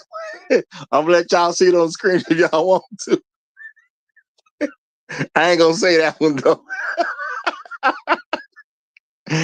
But y'all, never in American history have I heard of some dude sleeping with some woman, and he say, I loaned my woman some money, and he got paid back. And all I'm saying is the chance of you happen to be the first one is next to none. That's all I'm saying, man. I can't tell you what she gonna do as an individual. What I am gonna say is you being the first man to ever be paid back. Yeah, man, I doubt that one. I doubt that one. Okay. But y'all, all this stuff is about feminism and about how you're gonna have to deal with feminism at the end of the day. You're gonna have to check your woman on certain things about how to move. You're gonna have to you're gonna have to make sure your woman understands that you are the final say so. You are in charge of her. And if she doesn't accept that, you just get rid of her. Because see, this is the thing, y'all. You want your wife to have these understandings, which means you're gonna have to give her those understandings before you're married. You give her those understandings before you're married. You don't wait till after you're married to say you can now do this. And any woman talking some stuff about, well, I'll do that after I'm married. Shorty, this is your audition. Okay? I'm not gonna depend on you to do anything differently after we married that you was doing before we got married. This is your audition. Okay? And that's what y'all got to learn. Now, I was about to close it down, but I got another guest coming up, y'all. I got another guest coming up. We got No, for the back check. Oh, you here for the back? Okay, well, he here for the back check, y'all. I thought we was about to get something out of him. Okay, I've been saying extra 30 minutes, but he here for the back check. It's all good. But y'all, at the end of the day, you're going to have to tell her how to deal with you as a man. And if she said, well, I'll do that for my husband, then you need to get rid of her. I don't believe nothing about what you're going to do for your husband that you're not doing for me. This is your audition. Okay? It's that simple to me. This is your audition. Now, I'm not saying you ever do something where you attach your name to a woman that you're not married to. That's too many complications come with that. But as far as how she treats you, this is your audition. If you can't show me that you're a wife, then I'm not gonna see you as one, and all I'm gonna do is get rid of you. That is true. So if she can't meet your sexual kinks, get her out of there. Hey, it is what it is. But I'm gonna go ahead and wrap it up since we're gonna talk about something in the back, okay? Afro merchant say, P-Love, leave us with a benediction. Okay. All right. Well, I'm gonna tell you something that y'all niggas already know. Quoting from my favorite boxer, Rocky Balboa. Nothing in life is going to hit you as hard as life. But it's not how much you get knocked down, but you keep getting up.